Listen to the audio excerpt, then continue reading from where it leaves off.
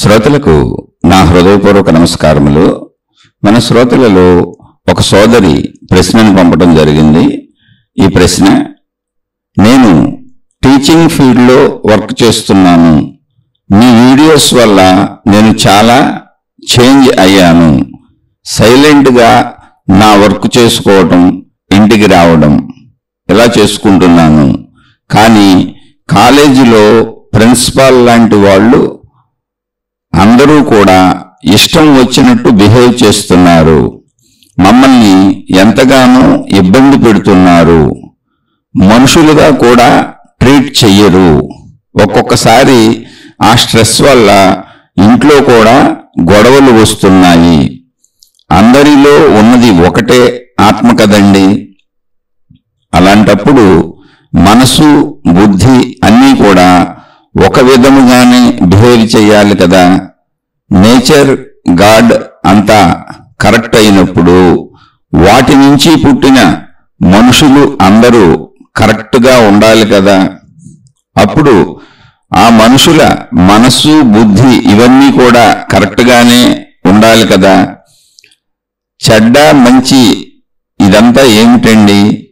మంచిగా ఉండాలి అని అంటున్నారు. ఏమి మంచి సార్? పవర్ ఉంది కదా అని ఇష్టం వచ్చినట్లు మమ్మల్ని తిడుతుంటే గాడ్కి ఒక నమస్కారం. ఏడుపు వచ్చేస్తున్నది. ఇంట్లో గడవాలని జాబ్ చేస్తున్నాను. మా ప్రిన్సిపాల్ లాంటి వాళ్ళని చూస్తుంటే గాడ్ కూడా వాళ్ళ పక్కనే ఉన్నట్లున్నది. అంటే దేవుడు కూడా వాళ్ళ పక్కనే ఉన్నట్లు అనిపిస్తున్నది. నాకు నమ్మకం పోతున్నది. అంటే దైవం మీద నమ్మకం పోతున్నది. మీ వీడియోస్ ద్వారా ఆత్మ గురించి అర్థం అవుతున్నది. ఆ ఆత్మ ఏమిటో, అది ఎందుకు ఉందో, ఎందుకు ఇలా మారుతుందో, అంటే సృష్టిగా ఎందుకు ఎన్ని రకాలుగా కనబడుతుందో నాకు ఏమీ అర్థం కావటం లేదు. ఈ భావనలు పుట్టడం ఏమిటో నాకు తెలియడం లేదు. అంటే వీరి ప్రశ్నలో, ఇది ప్రశ్న కాదు అసలు, వారేమీ అడగలేదు. కానీ ఈ శీర్షికలు వింటూ, నాయన నువ్వు మంచిగా బతకమంటున్నావు, ఆత్మజ్ఞానం అంటున్నావు, దేవుడు అంటున్నావు, నేచర్ ఈజ్ ఆల్వేస్ రైట్ అంటున్నావు, గాడ్ ఈజ్ ఆల్వేస్ రైట్ అంటున్నావు, ఏదో చెప్పుకుంటా పోతున్నావు, నేను కూడా ఈ శీర్షికలు వింటున్నాను అంటే స్టార్టింగ్లో రాశారు. ఈ శీర్షికలు నేను వింటున్నప్పుడు, ఈ వింటూ నా పని నేను మెదలకుండా చేసుకు వెళుతున్నాను అని రాశారు. పాపం ఎవరితో ఏ గొడవలు పెట్టుకోకుండా, కల్పించుకోకుండా. అయినా కూడా అంటే వారు టీచర్ ప్రొఫెషన్లో ఉన్నారు.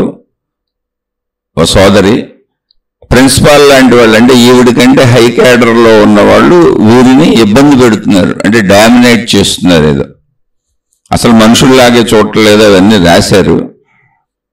అయితే మరి ఇదంతా తప్పనిసరిగా ఇల్లు గడవాలి కనుక ఏదో ఒక ఉద్యోగం చేసి ధనం సంపాదించుకోవాల్సి వస్తుంది. అందుకని తప్పనిసరిగా పనిచేస్తున్నాను.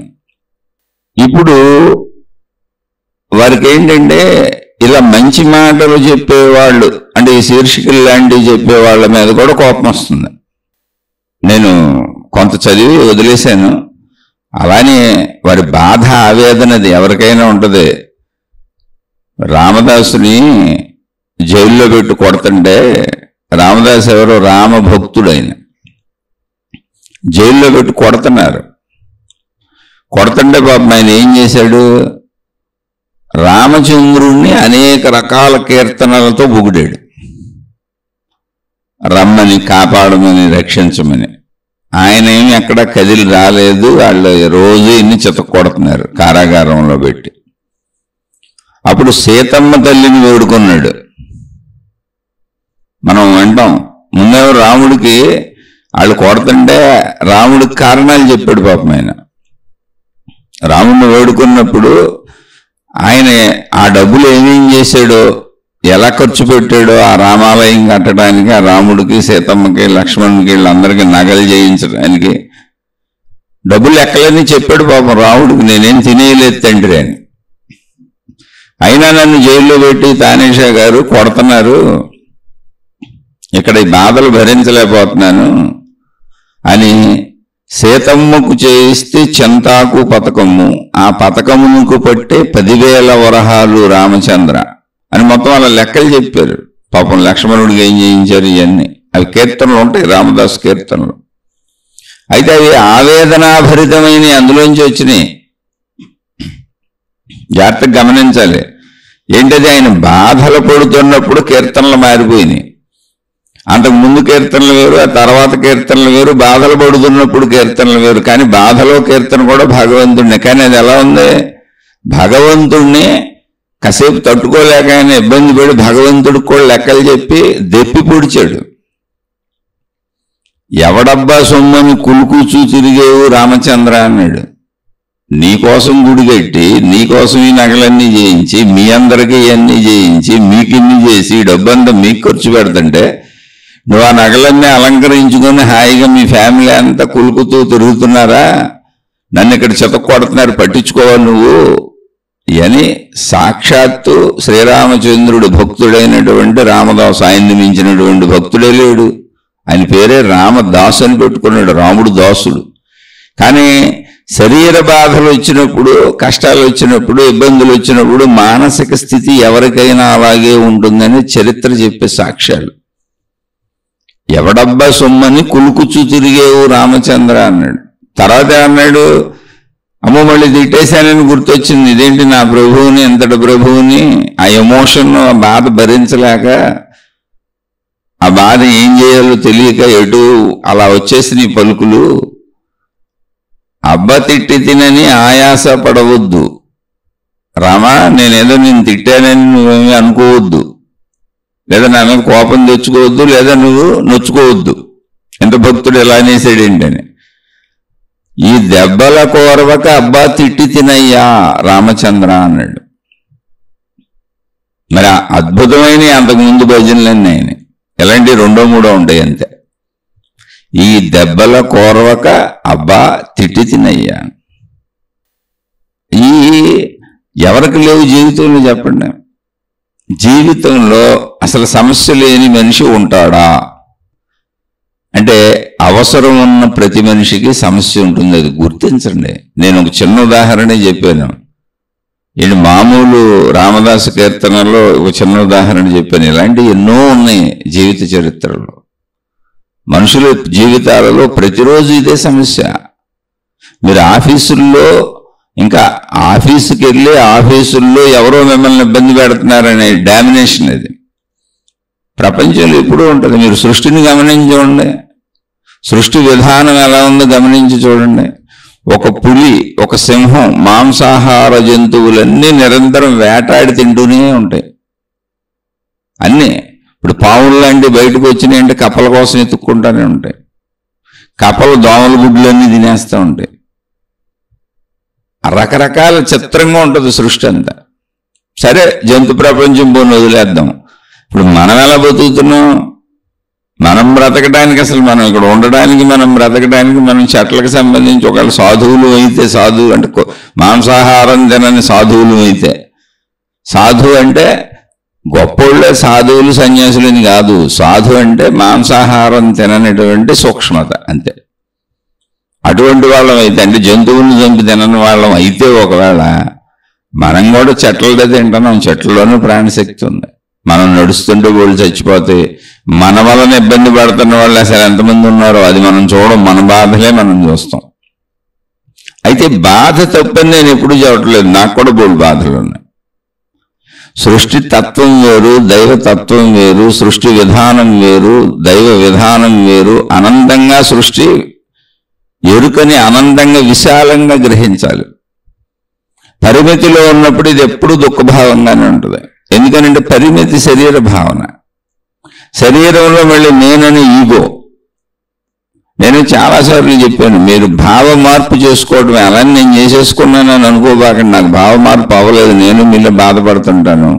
అవమానాలు తట్టుకోలేను, కష్టాలు తట్టుకోలేను, బాధలు తట్టుకోలేను, ఇబ్బందులు తట్టుకోలేను, ఆర్థిక సమస్యలు తట్టుకోలేను, శారీరక అనారోగ్యాలు తట్టుకోలేను, మానసికమైనటువంటి అనారోగ్యాలు ఉన్నాయి, నాకు తట్టుకోలేను, ఎండ తట్టుకోలేను, చలి తట్టుకోలేను. నేను మామూలు మనిషినే. ఇప్పుడు ఎండకి నేను గొడుగేసుకుంటాను, వేసవికాలం చాలా బాధపడతాను, ఫ్యాన్లు వేసుకుంటాను, ఇబ్బంది పడతాను. చలికాలం చలికి బాధపడతాను, అందుకని దుప్పట్లు కప్పుకుంటాను, స్వెటర్లు వేసుకుంటాను. వర్షాకాలం వస్తే గొడుగులు వేసుకే తిరుగుతాను, వర్షంలో విడిగా తిరగను. ఎవరైనా అలాగే తిరగాలి, దారి లేదు. అయితే ఇక్కడ దారి లేదు అన్న దాంట్లో మనం మాట్లాడుకునేది ఏంటంటే అన్నింటిగా ఓ దారి ఉంది, అదే జ్ఞానం. నాకు జ్ఞానం అక్కర్లేదు, శరీర భావంలో ఉంటానంటే చేయగలిగింది ఏం లేదు. మరి నువ్వు చెబుతున్నావు కదా, నువ్వు జ్ఞానం అయిపోలేదా, నీకు సుఖం వచ్చేయలేదా అంటే, ఎవరు ఎంత జ్ఞాని అయినా పర్సంటేజ్ ఆఫ్ దుఃఖం తగ్గుద్ది తప్ప అసలు శరీరానికి సంబంధించినటువంటి బాధ నొప్పి తెలియకుండా ఎందుకుంటుంది?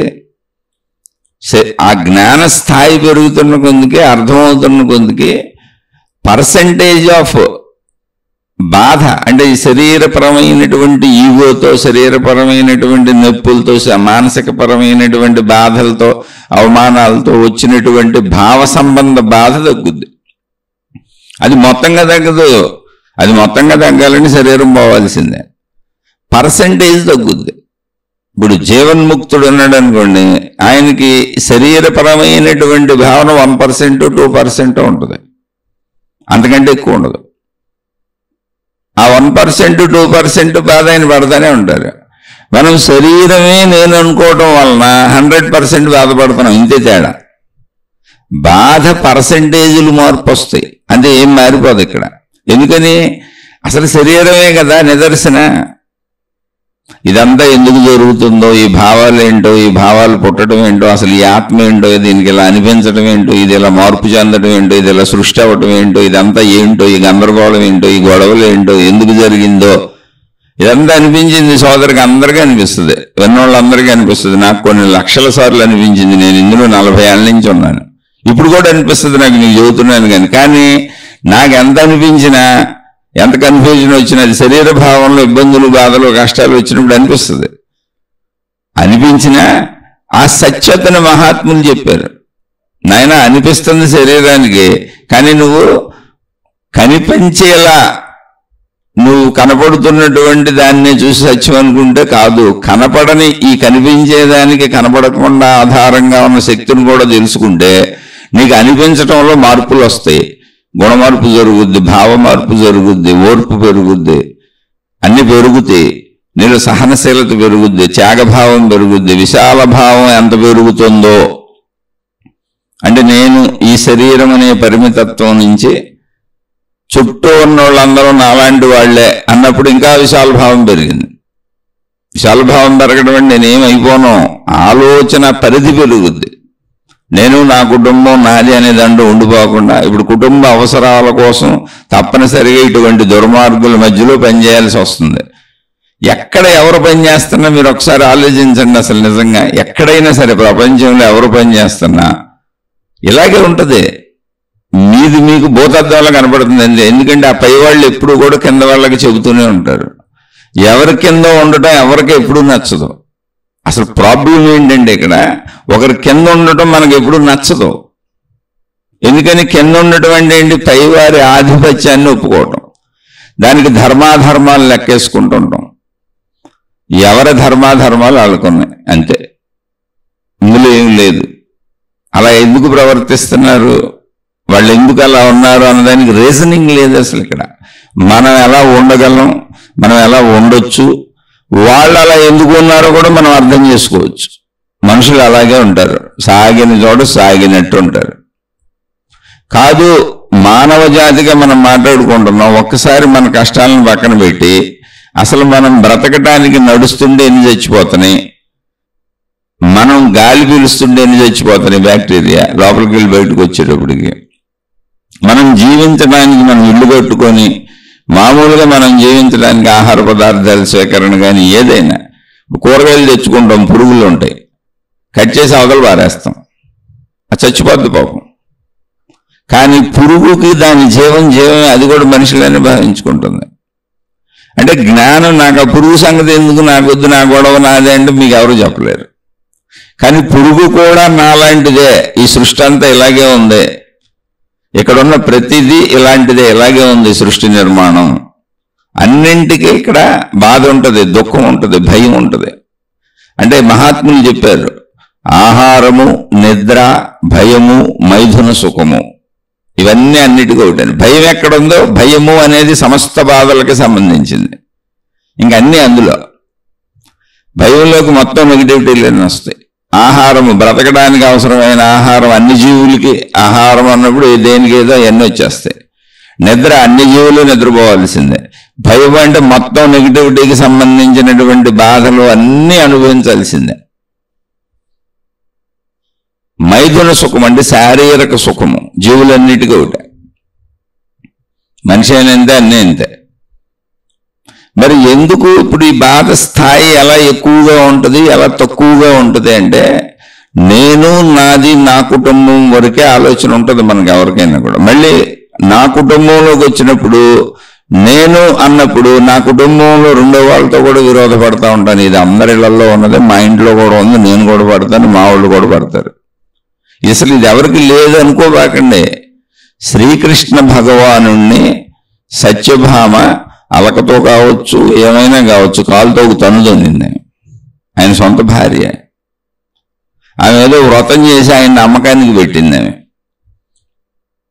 అంటే భర్త గురించి ఏదో వ్రతం చేసి ఆ భర్తను దానం చేయాలని ఏదో చెబితే ఆయన అమ్మకానికి పెట్టింది.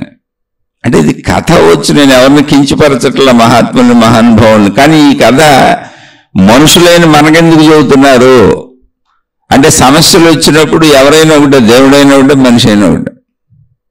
బలరామ శ్రీకృష్ణుల్లో బలరాముడు అన్నయ్య, కృష్ణుడు తమ్ముడు. ఆయన బలరాముడికి ఎప్పుడూ కూడా దుర్యోధనుడు అటువైపు వాళ్ళు అంటే ఇష్టం. అలాని కృష్ణుడిని ఆయన వ్యతిరేకించడు, తన తమ్ముడు అంటే చాలా ఇష్టం. కృష్ణ భగవానుడికి పాండవులు అంటే ఇష్టం. అంటే ఇష్టం కాదు, ఆయనకి ధర్మం ఎటుంటే అటు ఇష్టం. మరి బలరాముడికి ధర్మం ఇష్టం కాదా అంటే, వాళ్ళు మెప్పిస్తూ ఉంటారు, నటిస్తూ ఉంటారు. బలరాముడు ఇప్పుడు కొంతమంది చూడండి, మన దగ్గరకు వచ్చి నటిస్తారంటే, బలరామ అనే మహాత్ముని నేను తక్కువ చేయట్లా. కొంతమంది మెప్పులకి మనం లోనైపోతుంటాం, పొగడ్తలకు లోనైపోతుంటాం, వాళ్ళు మంచోళ్ళు అనుకుంటూ ఉంటాం. ఇక్కడ కృష్ణ భగవానుడు సద్వివేకము కలిగిన వాడు, అంతే బలరాముని నేను తక్కువ చేయట్లా.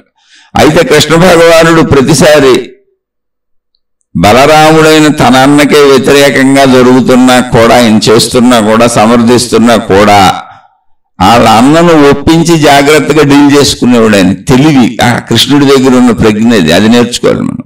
ఆయన దేవుడు కాబట్టి ఆయనకు వచ్చిందని చెప్పకండి, మళ్ళీ అలా భావించుకోబోకండి, అలా జీవించమని చెప్పడానికి ఇది ఉంది. లేకపోతే మనకెందుకండి, అసలు ఆ స్టోరీలు చెప్పరు కదా మనకి. ఒక మనిషికి అంత ఎత్తులో దైవ కథలు చెబుతున్నారు, దైవ చరిత్రలు చెబుతున్నారు అంటే, నాయన జీవితంలో దేవుడికైనా ఇన్ని బాటలు వచ్చినాయి. శ్రీకృష్ణ భగవాను పుట్టిన కాడి నుంచి, పుట్టక ముందు నుంచి చావు వెంబడిస్తూనే ఉంది. వాళ్ళ తల్లిదండ్రులు జైల్లోనే ఉన్నారు, ఆయన జైల్లోనే పుట్టారు. అంటే ఎన్నో శీర్షికలు చెబుతూ ఉంటాయి. ఇది అసలు మన కష్టాలు కష్టాలేనా? ఆడెవడో అవమానించడం అది పెద్ద కష్టమా? కృష్ణ భగవానుడు పుట్టక ముందే చావు ఎదురు చూస్తుందండి. అక్కడ ఎలాగోలా తిప్పలు పడి ఆ తండ్రిని రక్షించి ఇంకో చోట ఆయన తీసుకెళ్ళి అక్కడ దింపేశాడు. కాబట్టి ఆయన బ్రతికారు. అలానే బ్రతికినారు అనే విషయంలో మళ్ళీ ఆయన బతుకుతున్నాడు అని ఆయన నిత్యం ఆయన వెంట చావు వెంబడిస్తూనే పంపించారు ఆయన చంపడానికి. ఎవరో సొంత మేనమామ. అంటే చరిత్ర ఏంటిది? ఇంకా అక్కడ దైవ చరిత్ర చూడకండి. ఒక మేనమామ తన మేనల్లుడిని చంపేయాలనుకుంటున్నాడు, అది స్టోరీ. మానవుడిగా చూడండి, మానవ జీవితాలు ఎలా ఉంటాయి చూడండి. ఒక హిరణ్యకశ్యపుడు అనేటువంటి తండ్రి తన బిడ్డను చంపేయాలనుకున్నాడు, అంతే తప్ప అదేదో అద్భుతమైన దైవ కథ మనకు చెప్పట్లా. మనకు సంబంధం లేని అన్నీ మనకు నొప్పి అనిపించదు, అది ప్రాబ్లం. ఇక్కడ మనకు సంబంధం లేని ఎదుటోడిది చావు అయినా సరే మనకు నొప్పి అనిపించదు. కానీ ఎన్నో నొప్పులు పడతానే ఉన్నారు. ప్రపంచం ఇలాగే ఉంటుంది, దాంట్లో ఎలా ఉండాలి అనేదాన్ని చెప్పినాయి ఆ కథలన్నీ. నువ్వు ఎంత ప్రయత్నించిన సొంత తండ్రి రకరకాల బాధలు పెట్టి ప్రహ్లాదుడిని చంపుదామని ప్రయత్నించినప్పుడు ఏం నేర్చుకోవాలి ఆ కథలోంచి మనం? తన యొక్క సత్యత్వాన్ని వీడలేదు. మళ్ళీ నారాయణుడు భక్తి కాదు అక్కడ, సత్యతను వీడలేదు చంపబోతున్నా సరే. సత్యతను ధర్మాన్ని ఎప్పుడైతే వేడవో, నిజాన్ని ఎప్పుడైతే వేడవో, ఆ నిజం నారాయణుడు కావచ్చు, ఇంకోళ్ళు కావచ్చు. మళ్ళీ దాన్ని ఒక మత పిచ్చి కింద తయారు చేసుకోబాకండి, దైవ పిచ్చి కింద తయారు చేసుకోబాకండి. అది కాదు అక్కడ చెప్పింది. సత్యమును వేడొద్దు. ఏంటి సత్యము? నానా నిన్ను మించిన దేవుడు ఒకడు ఉన్నాడు, నువ్వు దేవుడు కాదని చెబుతున్నాడు ప్రహ్లాదుడు. అది సత్యం. అక్కడ అహంకారం పెరిగిపోయి నేనే దేవుణ్ణి అయిపోయాను, నేనే మహాత్ముడిని అయిపోయాను, నన్నే అనుసరించండి అని సొంత తండ్రి అండి. అది మానవుడికి ఈరోజు మనకు అప్లై చేసుకోండి. ఈరోజు నిజంగా జరుగుతుంది. అలాంటి తండ్రులు ఉన్నారు, నాకు తెలుసు, మీకు తెలియకపోతే. నన్ను పూజించండి, నన్ను ఆరాధించండి, నన్ను అనుసరించండి అనేటువంటి గురువులైన తండ్రులు ఉన్నారు, మాతాజీలైన తల్లులు ఉన్నారు, పిల్లలను నానా హింసలకి గురు చేసి గురుత్వాల్లో సాగుతున్న వాళ్ళు ఉన్నారు. మీకు తెలియకపోవచ్చు, అంతే. నాకు తెలుసు, మీ పరిధిలో మీకు అర్థం కాకపోవచ్చు. అలాంటి చరిత్ర మానవ జాతిలో ఎప్పుడూ ఉంటుందనడానికి హిరణ్యకశిపుడు సాక్ష్యం. ఎందుకో తెలిసి హిరణ్యకశిపుడిని అతని బలానికి మిగిలిన వాళ్ళందరూ నిజంగానే దేవుడిగా పూజిస్తున్నారు. రాజ్యం అంతా శాసనం చేశాడు, పూజిస్తున్నారు అందరూ. ఒక్క ఆయన కొడుకే పూజించట్లేదు. ఎందుకని? అతనికి సత్యం తెలుసు.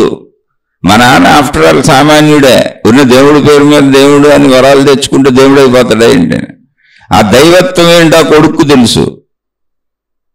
అందుకని సత్యతను వెళ్ళేది ఇక్కడ. దేవుడు కాదు, నారాయణుడు కాదు, రూపం కాదు, మతము కాదు, జాతి కాదు. నువ్వెప్పుడు సత్యాన్ని వదలుకో, ధర్మాన్ని వదలుకో, నీ పని నువ్వు చేసుకుంటూ వెళ్ళిపో.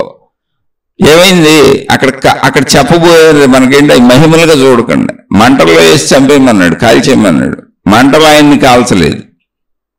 అంటే మనిషిని కాల్చలేవని కాదు, మంటలు సత్యాన్ని చంపలేవు, ధర్మాన్ని చంపలేవు. తాత్కాలికంగా మంటగా ఉండొచ్చు. ఇప్పుడు మీకు ఇబ్బందిగా ఉంది చూడండి, వాళ్ళు డామినేట్ చేస్తున్నారు మమ్మల్ని, అసలు బతకలేవట్లేదు మాలాంటి వాళ్ళు. అంటే మీలాంటి వాళ్ళు వాళ్ళకంటే కింద జూనియర్స్ ఎవరు ఉండుంటారు. మీది కొంచెం తక్కువ ఉద్యోగం ఉంటుంది, మీ పైన వాళ్ళు ఉంటారు. ఎక్కడైనా పైన వాళ్ళు ఉంటారు. అసలు పైన వాళ్ళను భరించగలిగినటువంటి ఒక మనసు కావాలి ఉద్యోగాలు చేసే చోట. వృత్తి వ్యాపార ఉద్యోగాలు ఎక్కడైనా మన పై వాళ్లను భరించగలిగింది కావలసిందే. ఎందుకంటే ఎప్పుడూ మన పైవాడు ఉంటాడు. తల్లిదండ్రులకి పైవాళ్ళు పిల్లలే, చెతకొట్టేసేవాళ్ళు బోల్డు మంది ఉన్నారు తల్లిదండ్రులు పిల్లల్ని. ఇక్కడ ప్రహ్లాదుడు ఈ చరిత్ర ఎందుకు చెప్పారు? మీరు దైవ కథలకి ఎందుకు చదువుతున్నారండి? అసలు దైవ కథలు అయితే మనకెందుకు చెబుతారయ్యి? నేను అందుకే ఆధ్యాత్మిక ప్రచురణలోని శీర్షికలు చెప్పేది రోజు మిమ్మల్ని మీరు గమనించుకొని, మిమ్మల్ని మీరు చూసుకొని, మిమ్మల్ని మీరు మార్చుకోకపోతే మీ జీవితం ఎప్పటికీ ఇలాగే ఉంటుంది. ఒక అజ్ఞానాంధకారంలో అలా బతుకుతూ దుఃఖభారమైన జీవితం జీవిస్తారు. అసలు జీవితంలో దుఃఖభారం లేదు, దుఃఖభారం భావించుకుంటున్నారు. భావన అది పరిమిత భావన చేత వచ్చింది. అయితే దుఃఖభారం పోద్దా అంటే శరీరం ఉన్నంత వరకు దుఃఖభారం పోద్దు. మరి ఎందుకండి మాట్లాడుకోవడం? జ్ఞాన విశాల భావం చేత, మొత్తం తత్వాన్ని అర్థం చేసుకోవటం చేత 100 కేజీలు బరువుగా అనిపిస్తున్న దుఃఖభారాన్ని 1 తులానికి తెచ్చేసుకోవచ్చు, 100 గ్రాములకు తెచ్చేసుకోవచ్చు, 1 కేజీకి తెచ్చేసుకోవచ్చు. నీ ఇష్టం, నీ సాధన మీద ఆధారపడి ఉంది. కానీ 1 తులం ఎంత చెంకుట్టినట్టయినా మాత్రం ఖచ్చితంగా తెలుస్తుంది శరీరం ఉన్నంతకాలం. ఇక్కడ అర్థం చేసుకోవటమే. అర్థం చేసుకోవటం ఏముంది అందులో? ఇప్పుడు ప్రహ్లాదుడిని మంటల్లో వేసినా చావలేదు, విషపు నాగులతో కనిపించినా చావలేదు. అంటే ఏంటి? ఇవన్నీ మహిమలుగా తీసుకుంటారు. మళ్ళీ మీరు ఇప్పుడు మా దేవుణ్ణి పూజించేస్తే నన్ను పాములు కరవో, ప్రహ్లాదుడు కథ చదువుకుంటే పాములు కరవో, మిమ్మల్ని పాములు కరిసినా కూడా విషం ఎక్కదో, రక్షింపబడతారు, అగ్ని ప్రమాదాలు మీ ఇంట్లో జరగవు. ఇప్పుడు ఈ కథలు రాసిన వాళ్ళందరూ కింద ఫలితాలు రాస్తారు. అందుకే పాపం పారాయణలు వచ్చినాయి. ఇది చదువుకోండి, మీ ఇంట్లో అగ్ని ప్రమాదాలు ఉండవు, మీకు పాములు కర్రవు. ఏ కథ చదివితే దాంట్లో ఉన్నాయన్నీ. అది కాదు సార్ తల్లి, అది కాదు.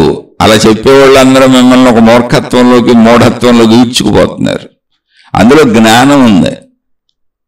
సత్యమేవ జయతే నా అనృతం. అసత్యము జయించదు, సత్యమే జయిస్తుంది. నువ్వు ధర్మంగా ఉండు, నువ్వు మంచిగా ఉండు, నిన్ను చావు వరకు. హయ్యెస్ట్ ఏంటి? ఎవరైనా ఏం చేయగలరు? నిన్ను చంపే అంత ప్రయత్నాలు చేయగలరు, కానీ అవి సఫలీకృతం అవ్వవు. అవి సఫలీకృతం అవ్వాలంటే సృష్టి యాక్సెప్ట్ చేయాలి, దేవుడు యాక్సెప్ట్ చేయాలి. చంపుదామని అనుకోవటం వేరు, చంపుదామని విషం పెట్టడం వేరు. కానీ ఆ విషాన్ని నీ దాకా రావాలిగా, నువ్వు తినగలగాలిగా. అంటే చంపేంత క్రియలే వాళ్ళు చెయ్యొచ్చు, కానీ నిన్ను చంపలేరు. ఎందుకని? నువ్వు సత్యం ధర్మంలో ఉంటాయి. మరి చచ్చిన వాళ్ళందరూ ఎవరైనా అడగబాకండి, సత్యధర్మాల్లో లేరు. నువ్వు సత్యము ధర్మము మంచి అనే దాంట్లో ఉంటే ఎదుట వాళ్ళు ఎన్ని ప్రయత్నాలు చేసినా నీ వెంట్రుకను కూడా బేకలేరు. ఇది నా జీవితంలోనే నాకు తెలిసే విషయం. మళ్ళీ మీరు చెబితే సొంత డబ్బాలు కొట్టుకుంటున్నట్టు ఉంటుంది, అంతకంటే ఏం చేయను. అయితే ఇతరుల జీవితాల్లో చెప్పాలి అంటే ప్రస్తుతం నాకు ఇతరుల జీవితాలు తెలియదు, అందుకని కథల్లోని చెబుతున్నా. ఇంకొకరి జీవితాల్లో కూడా ఇలా ఉండొచ్చు. సత్యధర్మాల మీద వెళ్ళేవాళ్ళు అనేక మంది ఉంటారు. ఎందుకుంటారు? ప్రపంచం సత్యం ధర్మం మంచి అనే దాని మీద నడవకపోతే ఇవాళ అసలు మన ఇంట్లో మనం హాయిగా బతకగలమా? రోడ్ల మీద హాయిగా తిరగగలమా? వృత్తి వ్యాపార ఉద్యోగాలు హాయిగా చేసుకోగలమా? ఎక్కడో ఎవరో ఏదో సొల్లు వాగుడు వాగుతుంటే కొంచెం మీకు బాధగా ఉంది. రెండు, ఎప్పుడు గుర్తుపెట్టుకోండి, వృత్తి వ్యాపార ఉద్యోగాలలో మనిషికి అవసరం ఉండి పనికి వెళ్తున్నప్పుడు, ఇక్కడ సోదరే చెప్పారు ఇల్లు గడవాలి కాబట్టి పని చేస్తున్నాను అని. ఇల్లు గడవాలని అవసరం లేదు, మీరు పని చేయరు. కాబట్టి మన అవసరతకి ఎక్కడికి వెళ్ళామో అసలు మన అవసరమే మనం కొంగ తీసేస్తుంది. వీళ్ళ కింద పని చేయాల్సి వచ్చింది, వీళ్ళ అహంకారాన్ని భరించాల్సి వస్తుంది, ఇదే నా కర్మ ఏంటి అని అనిపిస్తుంది. ముందు అధికారత్వాన్ని యజమానిత్వాన్ని ఒప్పుకోవడం నేర్చుకోవాలి. అసలు ఇవన్నీ వదిలేయండి, మామూలు మనుషుల అధికారాలు వదిలేయండి, మీ పై వాళ్ళ అధికారాలు వదిలేయండి, వృత్తి వ్యాపార ఉద్యోగాలలో మీ పై పోస్టుల్లో ఉన్న మనుషులు మిమ్మల్ని ఇబ్బంది పెడతాం వదిలేయండి. అసలు ఈ సృష్టిలోకి వచ్చాం, మనకేమవుద్దో మనకు తెలుసా? కాసేపు 5 నిమిషాల తర్వాత ఏం ఆలోచిస్తామో తెలుసా? ఎప్పుడు చచ్చిపోతామో తెలుసా? ఏ అనారోగ్యం వస్తుందో తెలుసా? ఏ బాధలు వస్తాయో తెలుసా? ఏ కష్టాలు వస్తాయో తెలుసా? అసలు మనకు కానీ మన కుటుంబ సభ్యులకు కానీ ఒక్క నిమిషం తర్వాత ఏం జరగబోతుందో తెలుసా? మనకి ఎందుకన్ని ఇబ్బందులు, ఆర్థిక ఇబ్బందులు, సామాజిక ఇబ్బందులు, మానసిక ఇబ్బందులు, శారీరక ఇబ్బందులు ఎందుకున్నాయో తెలుసా? ఎన్ని సుఖాలు అసలు ఎందుకు దొరుకుతున్నాయో తెలుసా? అసలు ఏమన్నా తెలుసా? మరి మనం కూడా ఇప్పుడు దేవుడు మన మీద అధిపతి, యజమాని, ఆధిపత్యం సాగుతుంది. ఇక్కడ దేవుడు అంటారు, సృష్టి అంటారు, మీరు ఏదైనా అనుకోండి. పరిమితంలో ఉంటే దేవుడు అనుకోండి, ఆకృతి కలిగిన దేవుడు అని భావన వస్తుంది. కొంచెం అర్థమైంది అనుకోండి, దైవశక్తి అనుకోండి.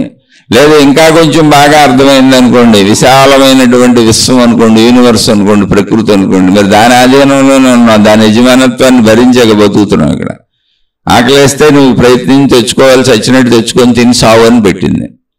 తినాలిగా, మనం సావాలిగా. ఒక మనిషిని అనగలుగుతున్నాం కానీ, అంటే నా పైవాడు నన్ను ఇబ్బంది పెడుతున్నాడని అనగలుగుతున్నాం కానీ అసలు ఆకలి పెట్టి సృష్టి నన్ను ఇబ్బంది పెట్టిందని అనలేకపోతున్నాంగా. ఆకలి కోసమే మనం ప్రయత్నించుకుంటాం. ఇల్లు గడవాలి కాబట్టి ఉద్యోగాలు చేస్తున్నాం అన్నప్పుడు ఆకలి కోసమేగా. ఆకలి పెట్టి చచ్చినట్టు పని చేయాలనేది పెట్టారు, సృష్టిలో ఏర్పడ్డది. అదేంటంటే ఆకలి పెట్టినప్పుడు మరి సృష్టి ఆధిపత్యాన్ని ఒప్పుకుంటేనే ఇక్కడ జీవించేది. ఒప్పుకోకపోయినా అంతే కదా. ఎవరిని తిడతాం? అక్కడ ఏం కనపడతలేదు తిడతానికి, సృష్టిని తిట్టాలి లేదా దేవుణ్ణి ఊహించుకొని తిట్టాలి. ఇక్కడ మనుషులు కనపడుతున్నారు కాబట్టి వాళ్ళ ఆధిపత్యాలు కనపడుతున్నాయి కాబట్టి తిడుతున్నాం. అసలు మనం ఒక పరిధిలో ఎప్పుడైతే శరీర భావనలో పరిధిలో ఇరుక్కుపోయి ఉన్నామో, నేను ఈ శరీరం అనుకుంటున్నామో, సృష్టిలో ఇరుక్కుపోయాం. ప్రకృతి యొక్క ఆధీనంలో నడుస్తున్నాం. మన మరణం ఏంటో మనకు తెలియచావదు, మన చావు ఏంటో మనకు తెలియచావదు, మన పుట్టుక ఏంటో మనకు తెలియచావదు, మన జీవిత నడక ఏంటో మనకు తెలియచావదు, ఏ జబ్బులు ఎప్పుడు వస్తాయో తెలియచావదు, అసలు ఈ ఆకలి ఎందుకుందో తెలియచావదు, ఆ కంటికి చూడాలని ఎందుకు అనిపిస్తుందో తెలియచావదు, ఈ చెవికి వినాలని ఎందుకు అనిపిస్తుందో తెలియచావదు, పంచేంద్రియాలకి ఇలాంటి కోరికలు ఎందుకు కనపడుతున్నాయో తెలియచావదు. అయితే ఇదంతా తెలియచావంది ఎవరికి? శరీరం నేను అనుకుంటున్న మనిషికి. శరీర భావనలో పరిమిత భావనలో ఉన్న మనిషికి ఎప్పుడు ఏమీ తెలిసి చావదు. ఆ తెలిసి చావనప్పుడు ఉండే దుఃఖమే అంతే, అదే సత్యం. అందుకని తెలుసుకో. ఏం తెలుసుకోవాలి? ఏం తెలుసుకోవాలి అంటే నేను శరీరం కాదని తెలుసుకోవాలి. మరి నేను శరీరం కాదని తెలుసుకోరు ఎవరు? అదే ప్రాబ్లం. ఇప్పుడు ఎన్ని మాట్లాడుకున్నా మళ్ళీ నేను శరీరం అనే ప్రశ్నలు. నేను చెబుతున్న శీర్షికలన్నీ ఇంచుమించు ఆత్మజ్ఞానం గురించే ఉంటాయి, ఆత్మశక్తి గురించే ఉంటాయి. నువ్వు శరీరం కాదనే ఉంటాయి. ఆత్మశక్తి భావన కలిగితే ఈ శరీర భావన తగ్గిపోద్దని ఉంటాయి. అలానే నాకు కూడా రాలేదు, నాకు కూడా మీకున్న దుఃఖాలు ఉన్నాయి, కానీ మీకున్నంత లేవు. పర్సంటేజ్ తగ్గుతూ వస్తుంది, సాక్ష్యం నేనే. ఇది తెలుసుకుంటుంటే విశాలత్వం పెరుగుతుంటే కోరికల భావాలు తగ్గుతున్నాయి, దుఃఖ భావాలు తగ్గుతున్నాయి. ఇలా తగ్గిపోయినాయి అని సంపూర్ణంగా తగ్గిపోయిన మహాత్ములు చెప్పారు. ఏదో 1% ఉంటాయని చెప్పాను. 99% తగ్గిపోయినాయి, 1% శరీరం ఉన్నంత వరకు ఉంటాయి. అలాంటి మహాత్ములు చెప్పారు. ఆ 1% కూడా వాళ్ళని బాధించిన వాళ్ళు ఉన్నారు, ఇబ్బంది పెట్టిన వాళ్ళు ఉన్నారు. ఆ 1% కదలికలు శరీరం ఉన్నంత వరకు ఉంటే అది సృష్టి ధర్మము. కానీ 99% మీరు దాటేయచ్చు.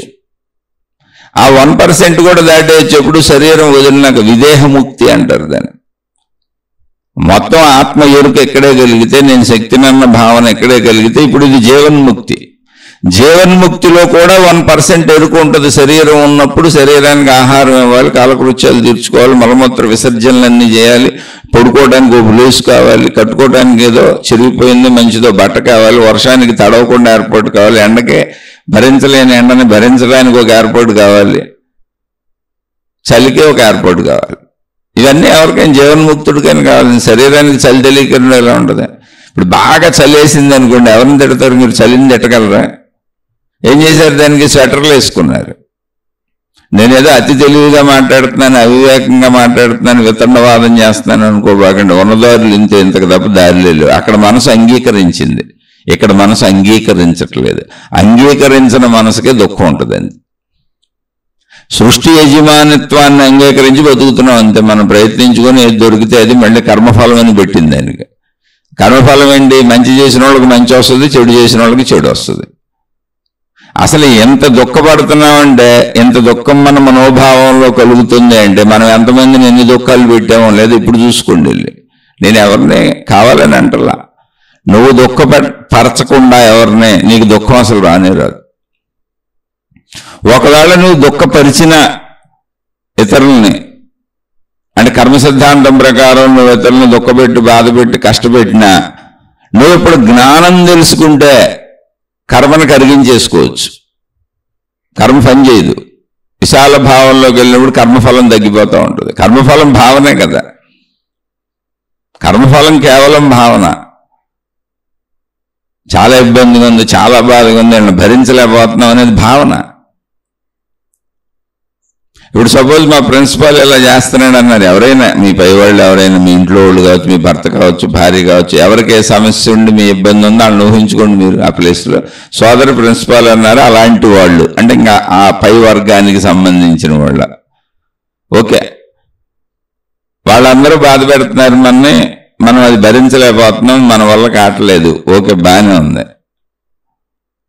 ఇప్పుడు ఎండ విపరీతంగా ఉంది, ఏం చేసాం? ఎండను భరించలేకపోతున్నాం, ఏం చేసాం?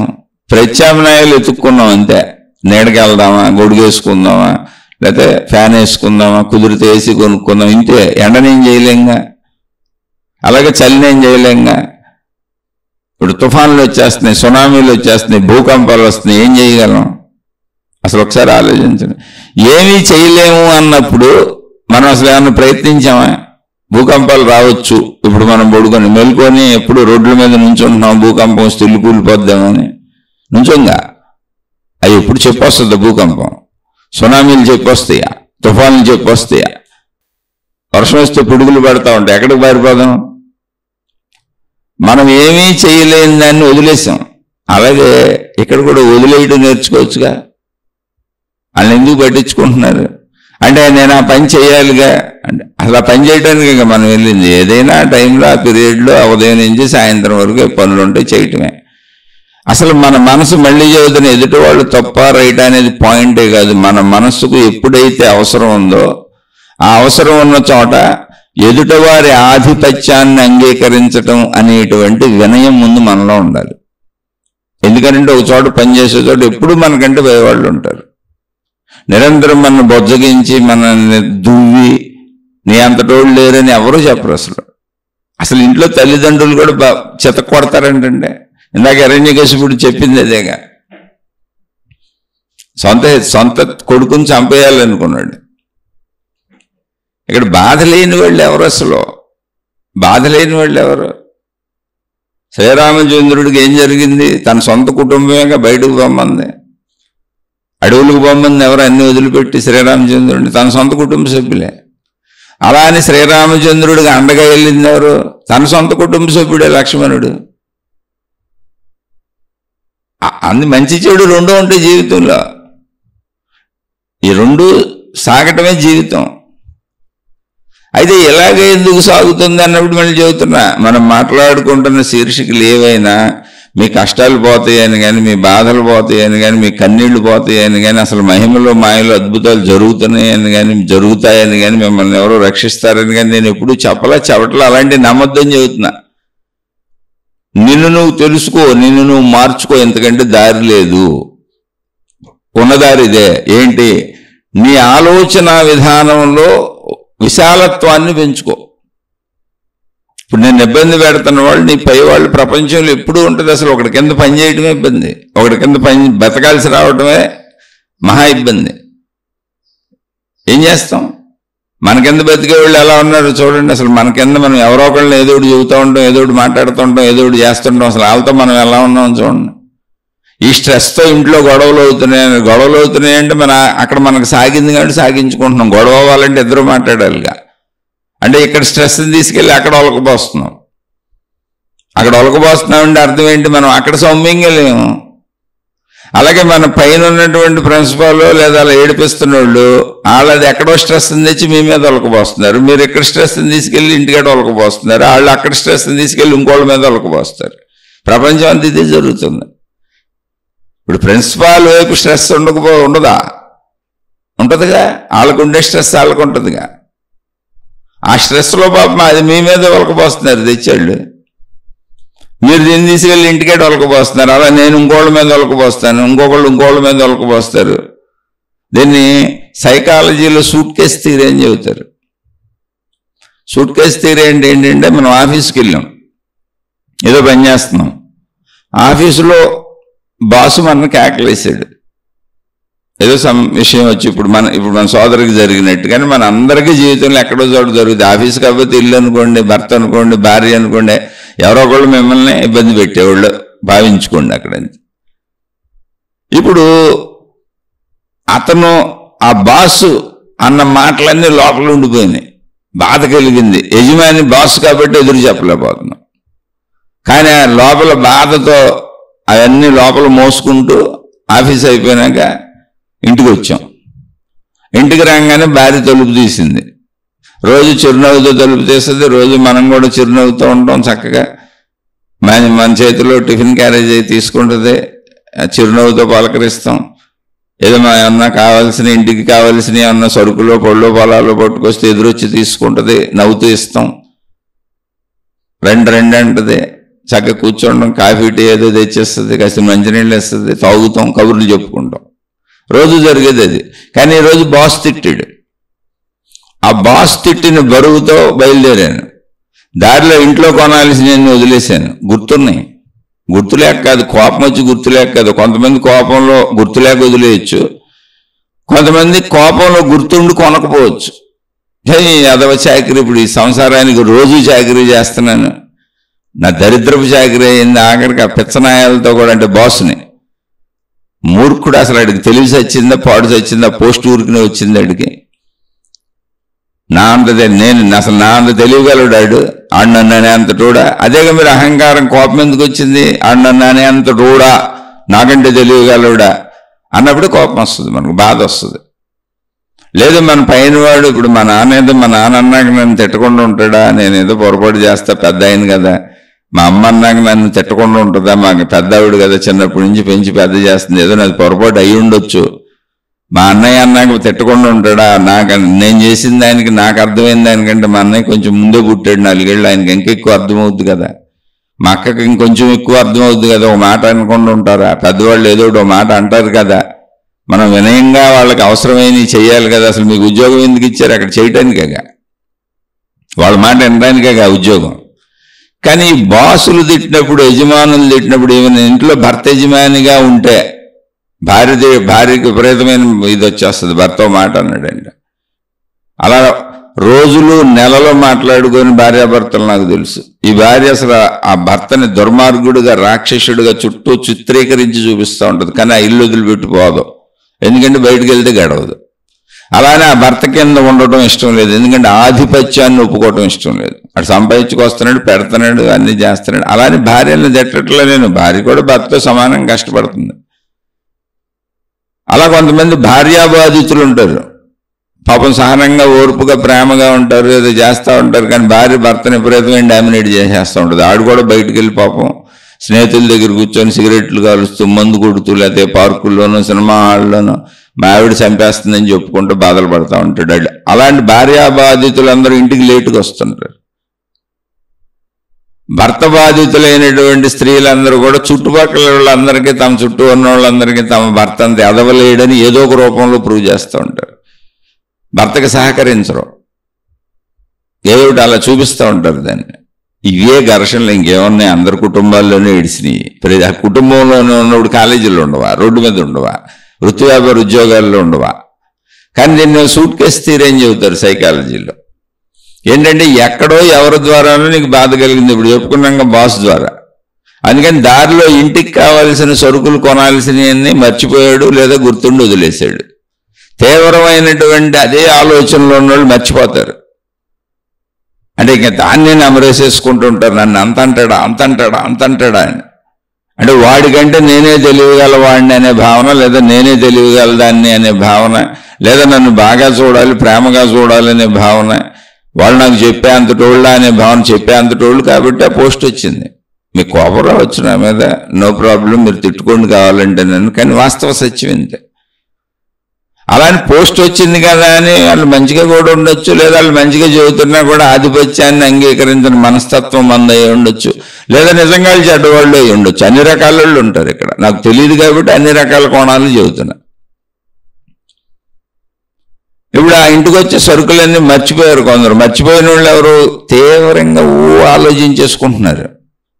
ఇదేంటి ఎంత మాట అనేసారు, ఎంతమంది ఇంకా వదలరు, దాన్ని పట్టుకొని పీక్కుంటూ ఉంటారు కూర్చొని. ఇక రకరకాలుగా అన్నోడిని తిట్టుకుంటూ ఉంటారు, ఆడి గురించి అందరికీ చెబుతూ ఉంటారు. అసలు ఆడి ఇష్టారాజ్యంగా చేసేస్తున్నాడు అంటారు. ఆడి తప్పులు, ఆడి ఒప్పులు కూడా తప్పులు చేసేసి భావించుకుంటూ వెళ్ళిపోతుంటారు. వాళ్ళు ఎప్పుడన్నా మనతో కాసేపు మంచిగా ఉన్న విషయం అసలు గుర్తు చేసుకోరు. అలా వచ్చేసాడు ఇంటికి. కొంతమంది ఏంటంటే గుర్తున్న ఆ వేదనలో కొనరు. ఇంత మాట పడ్డాను, ఇంత ఇది పడ్డాను, చిచ్చి ఆడి పెత్తనం, ఈ కుటుంబం కోసం ఇవన్నీ భరించాల్సి వస్తుంది, నిత్యం వీళ్ళకి అన్నీ చేయాల్సి వస్తుంది. ఇప్పుడు మన సోదరు అన్నారు, కుటుంబం గడవక పని చేస్తున్నాను అని.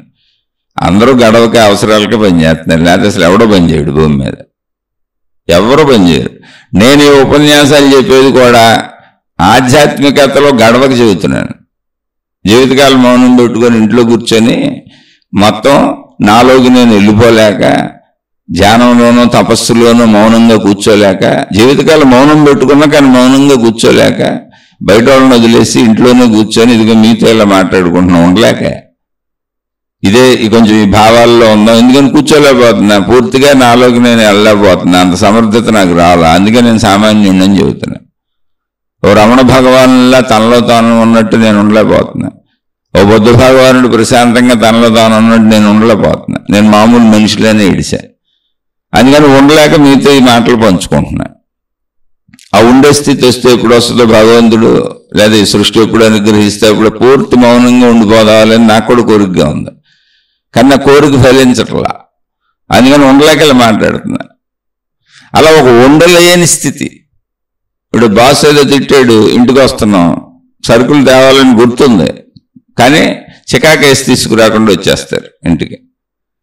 చక్కగా ఎదురొచ్చింది భార్య, తలుపు తీసింది. భార్య కాదు ఇంకొకళ్ళు, మీకు ఎవరైతే వాళ్ళు అనుకోండి, విషయాన్ని అర్థం చేసుకోండి ఇందులో అంతే.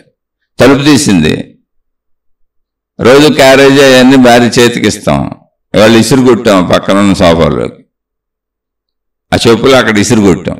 భార్యకి అర్థమైపోయింది, బాబు ఎగిరిపడే భర్తలకి రోజు వీడికేదో కోపం వచ్చింది వాళ్ళని ఆమెకు అర్థమైంది. ఏమైందండి ఏమైంది అంది. అంత ఎత్తున ఎగిరిపడ్డాడు. ఇక మీకు చాకరీ చేయలేక చచ్చిపోతున్నాను, రోజు ఏదో కుటుంబం మీకోసం పని చేయటం, పొద్దున పోవటం సాయంత్రం రావటం, పొద్దున ఏదో క్యారేజీ పెట్టేస్తావు, అది అసలు మధ్యాహ్నాన్ని నేను తినేటప్పుడు అదంతా నీరు గారిపోద్ది, చల్లబడిపోద్ది, తినడానికి పనికి రాకుండా పోద్ది, అదే తింటున్నాను అక్కడ. ఇంకా ఒక మాటకు అది సంబంధం లేని అన్నీ చెబుతాడు. ఎప్పుడెప్పుడు ఎన్నో గుర్తుపెట్టుకొని పిల్లల్ని అంటాడు, వాళ్ళని అంటాడు, అసలు మీ బరువులన్నీ మోయాలి, నేను సస్తున్నాను, నాకేం కర్మ, ఈ కర్మ ఏంటి అంటాడు కసేపు. అంటే ఏంటి? Suit case theory. అక్కడ బాస్ తిట్టిందని తెచ్చి మొత్తం తీసుకెళ్ళి భార్య మీద పడేసాడు. అలా 4 తిట్లు తిట్టాక భార్య ఈయన పాపం ఇంతే కదా ఏదో అయిందిలే అని అట్టగా మాట్లాడకుండా మంచినీళ్ళు తెచ్చి అక్కడ పెట్టింది, టీ తెచ్చి అక్కడ పెట్టింది. ఆ ఉగ్రత తగ్గినాక మంచినీళ్ళు తాగి టీ తాగుతాడు, మళ్ళీ తాగుతూ తిడతా ఉంటాడు. మళ్ళీ తాగేయి తినేయి ఆపరు ఎవరో, వాళ్ళ సొంత కార్యాలు ఆపరు, పని చేసుకునే ఆపరు.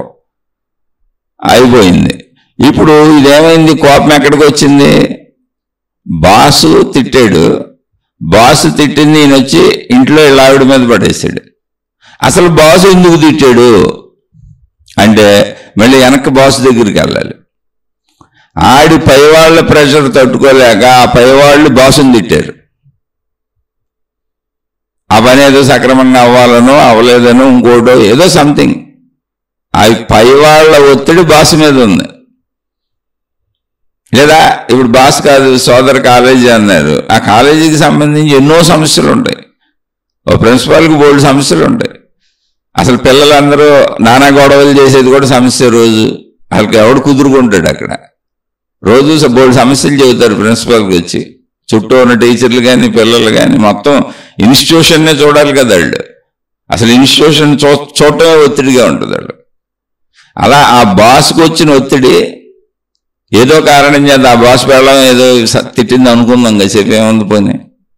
బాస్కి పెళ్ళానికి గొడవ అయింది, ఆయనకి స్ట్రెస్ వచ్చింది, అది తెచ్చి తన దగ్గర పనిచేసి ఎంప్లాయ్ మీద పడేసాడు. సూట్ కేసు తీరి అక్కడి నుంచి మోసుకొచ్చాడు, భార్య దగ్గర నుంచి, ఇంటికాడి నుంచి.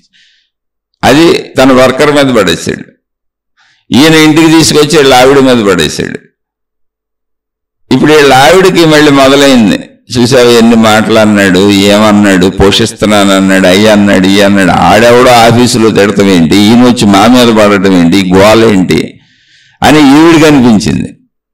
ఇప్పుడు ఈవిడేం చేసింది, లోపల పిల్లలు వచ్చారు, అమ్మ స్కూల్కి వెళ్ళాలి కానీ తొందరగా జడేసి టైం అయిపోతుంది, స్కూల్ బస్సు వచ్చేస్తుంది అంటే పొద్దున్నే కూతురు వచ్చింది మరుసటి రోజు. ఇదంతా మరుసటి రోజు. మనోడు సాయంత్రం ఈమె మీద పడేసాడు, మరుసటి రోజు పొద్దున్నే. పిల్లల్ని అసలు లేపటమే అని ఇసుగ్గా 2 పీకి లేపింది. ఎంతసేపు ఎవరు ఎప్పటికీ పడుకొనే ఉంటారు, రోజు ఇదే గొడవ, నాకు మిమ్మల్ని లేపడానికి అరగంట పడుతుందని టపటప కొట్టి లేపింది 2 పిల్లలు, మగ పిల్లలు ఒక ఆడపిల్ల. సరే అది గబగబా బాత్రూంలోకి దోసేసింది. వాళ్ళకి ఏం అర్థం కావట్లేదు, రోజు అంత ప్రేమగా లేపేది, ఎంత ఇదిగా చేసేది, ఈమె ఎందుకు ఇలా తోసేస్తుంది, సంటి పిల్లలు వాళ్ళకేం తెలుసు పాపం. సరే ఏదో అట్టగా పోయారు, అన్నీ రెడీ అయ్యారు, వచ్చేసారు. కూతురు వచ్చి జడైంది. ఎదవ జడ కూడా వేసుకోవడం నేర్చుకోలేవా?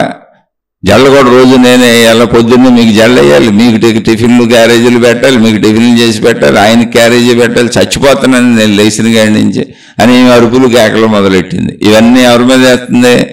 ఆ పసిపిల్లల మీద వేస్తుంది. ఎందుకని? సూట్ కేసు తీరి. బాస్ ఏమో వాళ్ళ ఆవిడ దగ్గర నుంచి, ఇంటికాడి నుంచి మోసుకొచ్చి తన దగ్గర పనిచేసేవాడి మీద పడేశాడు. ఈడేమో దాన్ని మోసుకుంటూ వచ్చి వాళ్ళ ఆవిడ మీద పడేశాడు. వాళ్ళ ఆవిడేమో దాన్ని ఇప్పుడు పిల్లల మీద పడేసింది. ఇప్పుడు పిల్లలు ఏం చేయాలి? పాపం పిల్లలు ఇచ్చిన హోంవర్కులు అన్నీ చక్కగా చేశారు, రాత్రే చేసేసుకున్నారు, అయిపోయినాయి హోంవర్కులు, పొద్దున్న స్కూల్కి వెళ్ళటమే. వీళ్ళ అమ్మ తిట్టే ఆడావిళ్ళు, ఈ ఆడావిళ్ళు, ఆడావిళ్ళు పిల్లలు పాప ఏదో పుస్తకం మర్చిపోవటమో, పెన్ను మర్చిపోవటమో, ఆ ఇసుగులు ఆమె కూడా రోజులాగా సర్ది పెట్టకపోవటమో, రోజు సర్ది అన్నీ ఇచ్చి నవ్వుతూ చిరునవ్వుతూ టాటా చెప్పి అమ్మ గజిబిచ్చేసి గందరగోళం చేసేసి సరిగ్గా టిఫిన్ తినకాళ్ళు, ఈమె తిడుతుంటే అరుస్తుంటే తినాలో తెలియక తినకూడదో తెలియక సగం భయం, సగం బాధ, సగం దుఃఖం, అసలు పరిస్థితి ఏంటో అర్థం కాక అయోమయంలో రెడీ అయిపోయి అట్టగే బయలుదేరి వెళ్ళిపోయారు. ఏదో ఒకటి మర్చిపోయి వెళ్తారు స్కూల్కి. ఒకళ్ళు అన్నీ సర్దుకొని ఎప్పుడులాగా వెళ్ళినా మర్చిపోతే మర్చిపోయిందని ఎఫెక్ట్ స్కూల్లో అనుభవించాలి ఆ టీచర్లతో వాళ్ళతో. ఇది గుర్తుపెట్టుకెళ్తారు. ఇది గుర్తుపెట్టుకుని నుంచి బస్సు ఎక్కారు. బస్సులో రోజు పిల్లలు సరదా కబుర్లు చెప్పుకొని అల్లరి చేసుకుంటూ పాటలు పాడుకుంటూ వాళ్ళ నీళ్ళని వీళ్ళ నాళ్ళని స్కూల్కి వెళ్ళే వరకు అరగంట పావు గంట ఆ బస్సులో నానా కేరింతలు కొడతారు. ఇవాళ వచ్చి వీళ్ళు నిశ్శబ్దంగా కూర్చున్నారు. ఎవరు గదిపినా ఆ పిల్లల తల్లి కరెక్ట్గా ఉంటలా, మాట్లాడట్లా. మళ్ళీ వీళ్ళు తీసుకెళ్ళి పక్క పిల్లల మీద సూట్ కేసు తీరి, దీని పక్క పిల్లల మీద వాళ్ళ మాట ఎక్కడ సాగుద్దో వాళ్ళ మీద విసిరేస్తున్నారు. ఆ వాతావరణం అంతా పొల్యూట్ అయిపోతుంది. మళ్ళీ వాళ్ళందరూ క్లాసులోకి వెళ్తారు, క్లాస్ వాతావరణం పొల్యూట్ అయిపోద్ది. ఆ టీచర్ ఏదో నవ్వుతూ వస్తూ సరదాగా ఎప్పటిలాగా అందరికీ ఏదో పాఠాలు చెబుదామని, చక్కగా పిల్లల్ని కేరింతలు కొట్టిద్దామని ఆమె ఏదో పాఠం మొదలు పెడుతుంది టీచరు. అప్పుడు ఇక్కడ ఆల్రెడీ మూడు పాడైపోయి కూర్చున్న పిల్లలు ఉన్నారు. వాళ్ళన్నీ బాగానే చేసుకొచ్చినా అన్నీ వాళ్ళ దగ్గర ఉన్న మూడు పాడైపోయి ఉండటం వలన టీచర్ అడిగింది దేనికి సమాధానం చెప్పరు. ఇలా ఇది ఒక పరంపరగా సూట్ కేసు థియరీ నడుస్తూనే ఉంటుంది. బటర్ఫ్లై ఎఫెక్ట్ అని చెబుతారు, మీరు విన్నారో వినలేదో, దాని గురించి నాకు పూర్తిగా తెలియదు కానీ కొద్దిగా వినికిడిగా విన్నాను. బటర్ఫ్లై ఎఫెక్ట్ అంటే, బటర్ఫ్లై అంటే సీతాకోక చిలుక. సీతాకోక చిలుక ఇక్కడ రెక్కలాడిచ్చినప్పుడు కదిలిన గాలి ఎక్కడో తుఫానులు సృష్టిస్తుందంట. అది కొంతకాలానికి వెళ్ళి అదే కర్మ సిద్ధాంతం. సృష్టి మొత్తం ఉన్న కర్మ సిద్ధాంతం ఇదే. ఇలా ఒకళ్ళకొకళ్ళు దాన్ని క్యారీ చేసి ఇంకోళ్ళ మీద పడేస్తుంటారు. కానీ ఎవరి కాళ్ళు నేను ఒక్కళ్ళనే అనుభవిస్తున్నాను అనుకుంటూ ఉంటారు. అదే సృష్టిలోని చిత్రం, వైచిత్రం. ఈ విచిత్రాన్ని అర్థం చేసుకుంటే ఏమి లేదు. ఇప్పుడు మీ మీద డామినేట్ చేస్తున్నారు అనుకోండి, వాళ్ళని ఎవరో డామినేట్ చేశారు, వాళ్ళు ఆ దరిద్రం తెచ్చి మీ మీద పడేస్తున్నారు.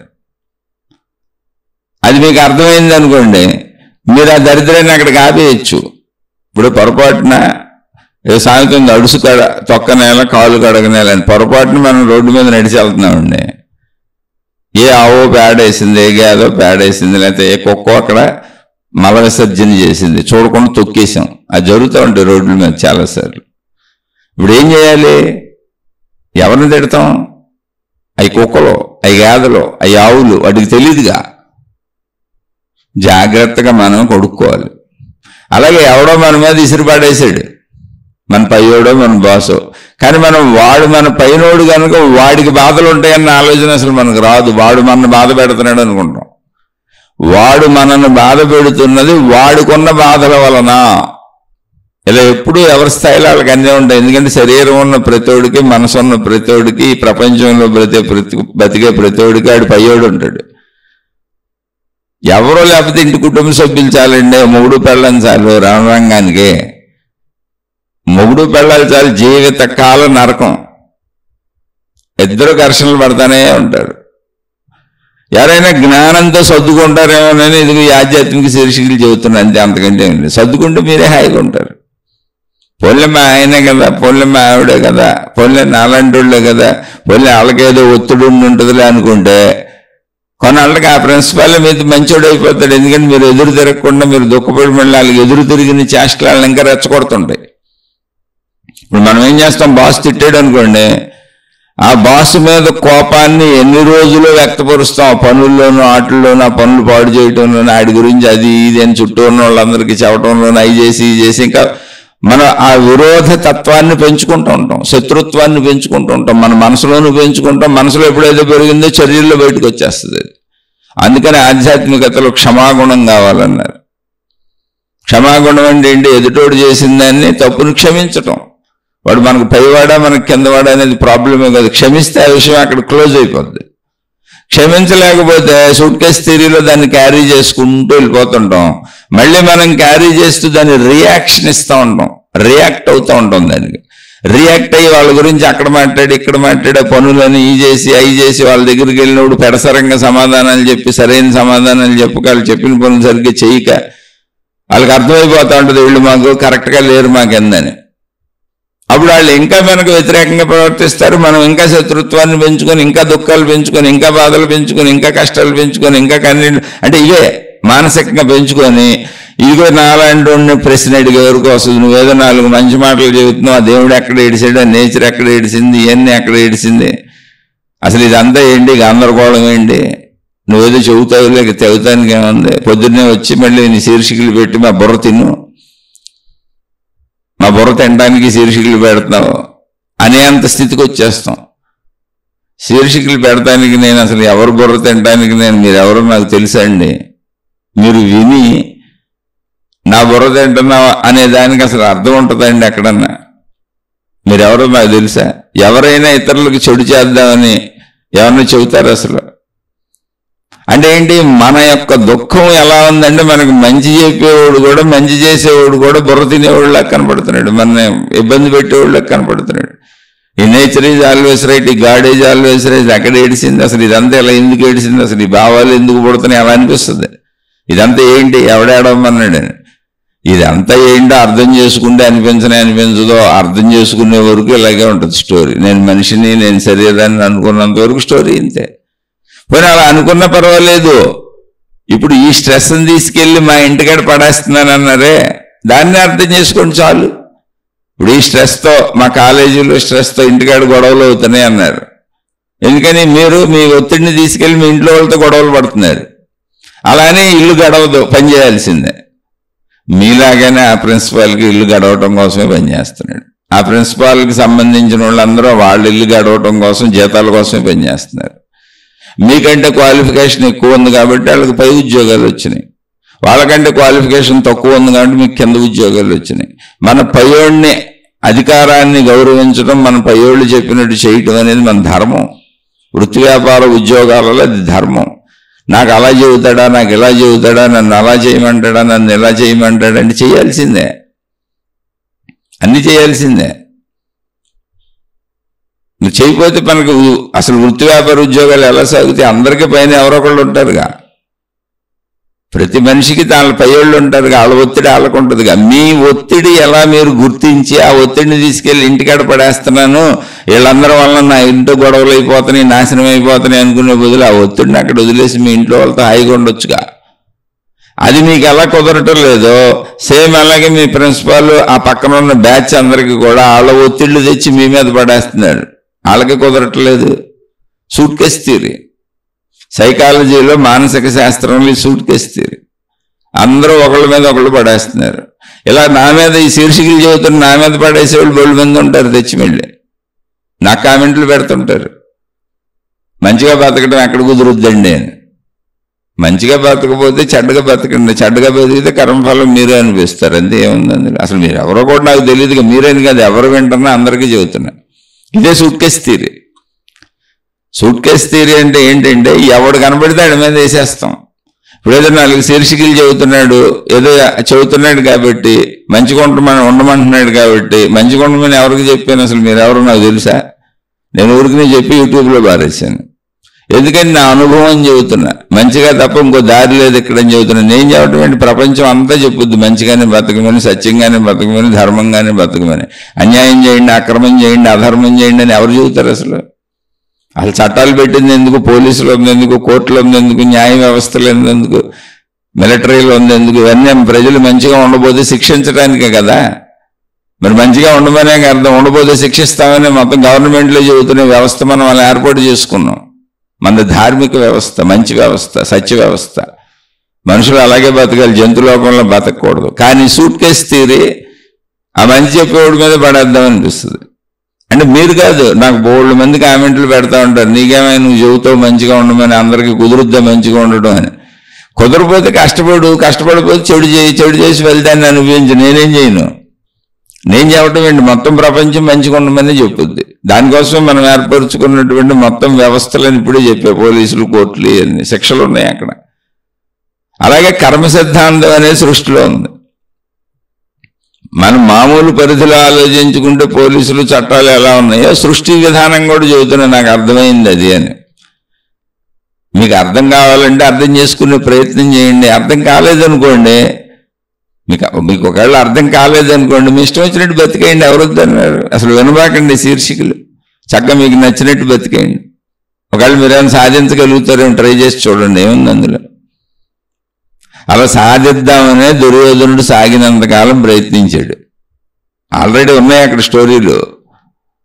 ఎందుకు సాగదో, నేను సాగించుకుంటాను, నా ఇష్టం వచ్చినట్టు బతుకుతాను, అసలు నేను ధర్మంగా ఎందుకు ఉండాలి, మంచిగా ఎందుకు ఉండాలి, నాకు నచ్చినట్టు ఉంటాను అన్నాడు దుర్యోధనుడు. ఏమైంది?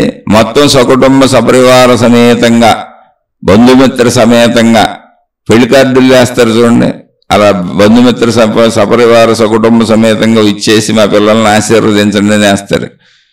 అలా మొత్తం సకుటుంబ సపరివార సమేతంగా, బంధుమిత్ర సమేతంగా చచ్చూరుకున్నాడు. వాడిని సమర్థించిన వాళ్ళు కూడా పోయారు. నేను చెప్పేదేంటి, చరిత్ర చెబుతుంది, అందులో ఏదో చదువుకొని నేను మాట్లాడుతాను అంతే. అలా అని మీలాగే నాకు కూడా ఉంది.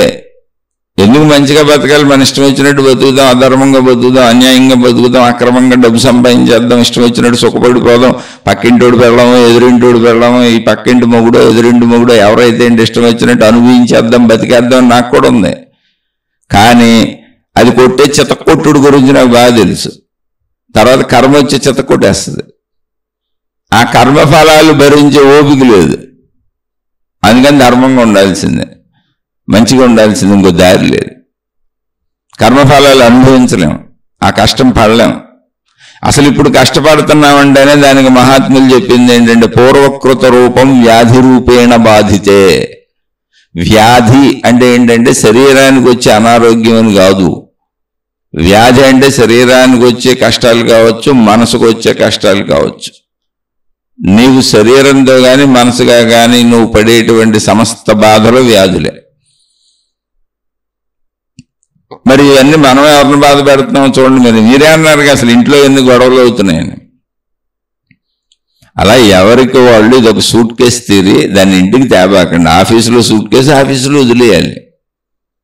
అలాగే నేను ఎలా అయితే ఆవేదనకు లోనవుతున్నానో నా పై వాళ్ళు నన్ను బాధ పెడుతున్నారని, అలాగే వాళ్ళు కూడా ఆవేదనలకు లోనవుతా ఉండవచ్చు. నా పై వాళ్ళు బాధ పెడుతున్నారని నేను ఇంటికి వెళ్ళి నా వాళ్ళని బాధ పెట్టి వాళ్ళతో గొడవలు ఎలా పడుతున్నానో, ఇసుగు భరించలేక, ఈ కోపం భరించలేక, ఈ ఉద్యోగం చేయలేను, నా వల్ల కాటలేదు అనేటువంటి ఈ ఉద్యోగ భారాన్ని, విసుగు భారాన్ని, కోప భారాన్ని, వాళ్ళ యజమానిత్వాన్ని, వాళ్ళ పెత్తనాన్ని, ఆ పెత్తన భారాన్ని భరించలేక ఎలా కుంగిపోయి దీన్ని అంతా నా వాళ్ళతో గొడవలుగా పెట్టుకుంటున్నాను. అలాగే వాళ్ళకు కూడా ఉండవచ్చు. అందుకని వాళ్ళు ఆ భారాన్ని మా మీద పడవేస్తూ ఉండొచ్చు అని అర్థం చేసుకుని దాన్ని అక్కడికి వదిలేయండి. వదిలేయటం నేర్చుకోండి. మీ పని మీరు చేయక తప్పదు కదా. ఏదో ఒక పని మనకు టైమింగ్ ఉంది, ఆ టైమింగ్లో అన్నీ చేయాల్సిందే. పని అయితే చేయాల్సిందే, డబ్బు కావాలంటే. కానీ విషయాలను వదిలేయటం నేర్చుకోండి. అదే ఆధ్యాత్మికత. గివ్ అండ్ ఫర్ గివ్ అన్నారు. ఇవ్వు మర్చిపో, ఇవ్వు మేలు చేయి, అభిమానించు, గౌరవించు. మీ ప్రిన్సిపాల్ని గౌరవించండి, మేలు చేయండి. ఎవరికైనా సరే, సోదరికి ప్రిన్సిపాల్ అని చెప్పి ఇంట్లో ఎవరికైనా సరే, భార్య, భర్త, పిల్లలు, అన్నదమ్ములు, అక్క చెల్లెళ్ళు, ఏ బంధానికైనా సరే ఇవ్వండి. గౌరవం ఇవ్వండి, అభిమానం ఇవ్వండి. వాళ్ళు మీ పై వాళ్ళు కాబట్టి వాళ్ళు ఏమైనా సరే ఓకే అననే, మా నాన్నే కదా అలా అంటానే ఉంటాడు. ఓ తాగుబోతు నాన్న, ఆయన్ని తాగుడు అలవాటు, తాగుబోతు మంచోడే, కానీ తాగినప్పుడే నానా హింసలు పెడుతుంటాడు. కానీ ఏం చేయను, మా నాన్నే కదా, ఓకే పాపం ఏదో తాగుడు వలన అలా ఉన్నాడు. అలాగే ఈయన మీ ప్రిన్సిపాల్ కోపం తాగాడు, అహంకారం తాగాడు, మూర్ఖత్వం తాగాడు. తాగుడు అంటే మద్యమేనా? కాదుగా. మూర్ఖత్వం తాగాడు, అజ్ఞానం తాగాడు, కొంచెం అధర్మం తాగాడు. అలా తాగాడు, వదిలేసేయండి అండి.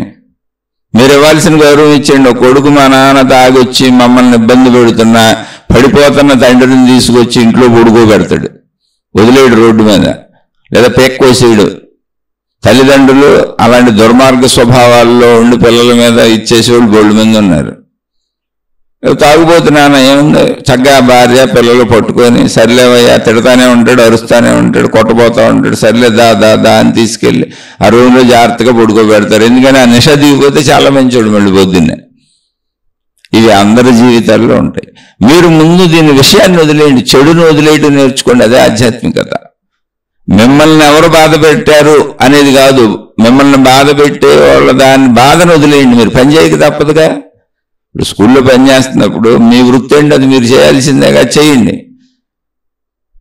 కానీ వాళ్ళు మిమ్మల్ని బాధ పెడుతున్నారే, ఆ విషయాన్ని వదిలేయండి. మనకంటే పెద్దవాళ్ళు, మన తాతగారు, ఇంకొకళ్ళు, మన తండ్రి, ఎవరో ఒకళ్ళు ఏదన్నా అన్నప్పుడు మనం వాళ్ళని చంపేయంగా. అదే ఓపికకుండా కూర్చోవడం వల్ల మన ఉపయోగం ఉందా, దాన్ని ఇంటికి పెట్టుకెళ్తున్నాం. మళ్ళీ సైకాలజీలో సూట్ కేసు థియరీ ప్రకారం ఇంకోళ్ళ మీద పడేస్తున్నాం. అలా కాకుండా వదిలేయటం నేర్చుకో. వదిలేయటం ఎందుకు నేర్చుకోవాలంటే, వాడు అజ్ఞాని, వాడు మూర్ఖుడు, వాడు కుదరదు.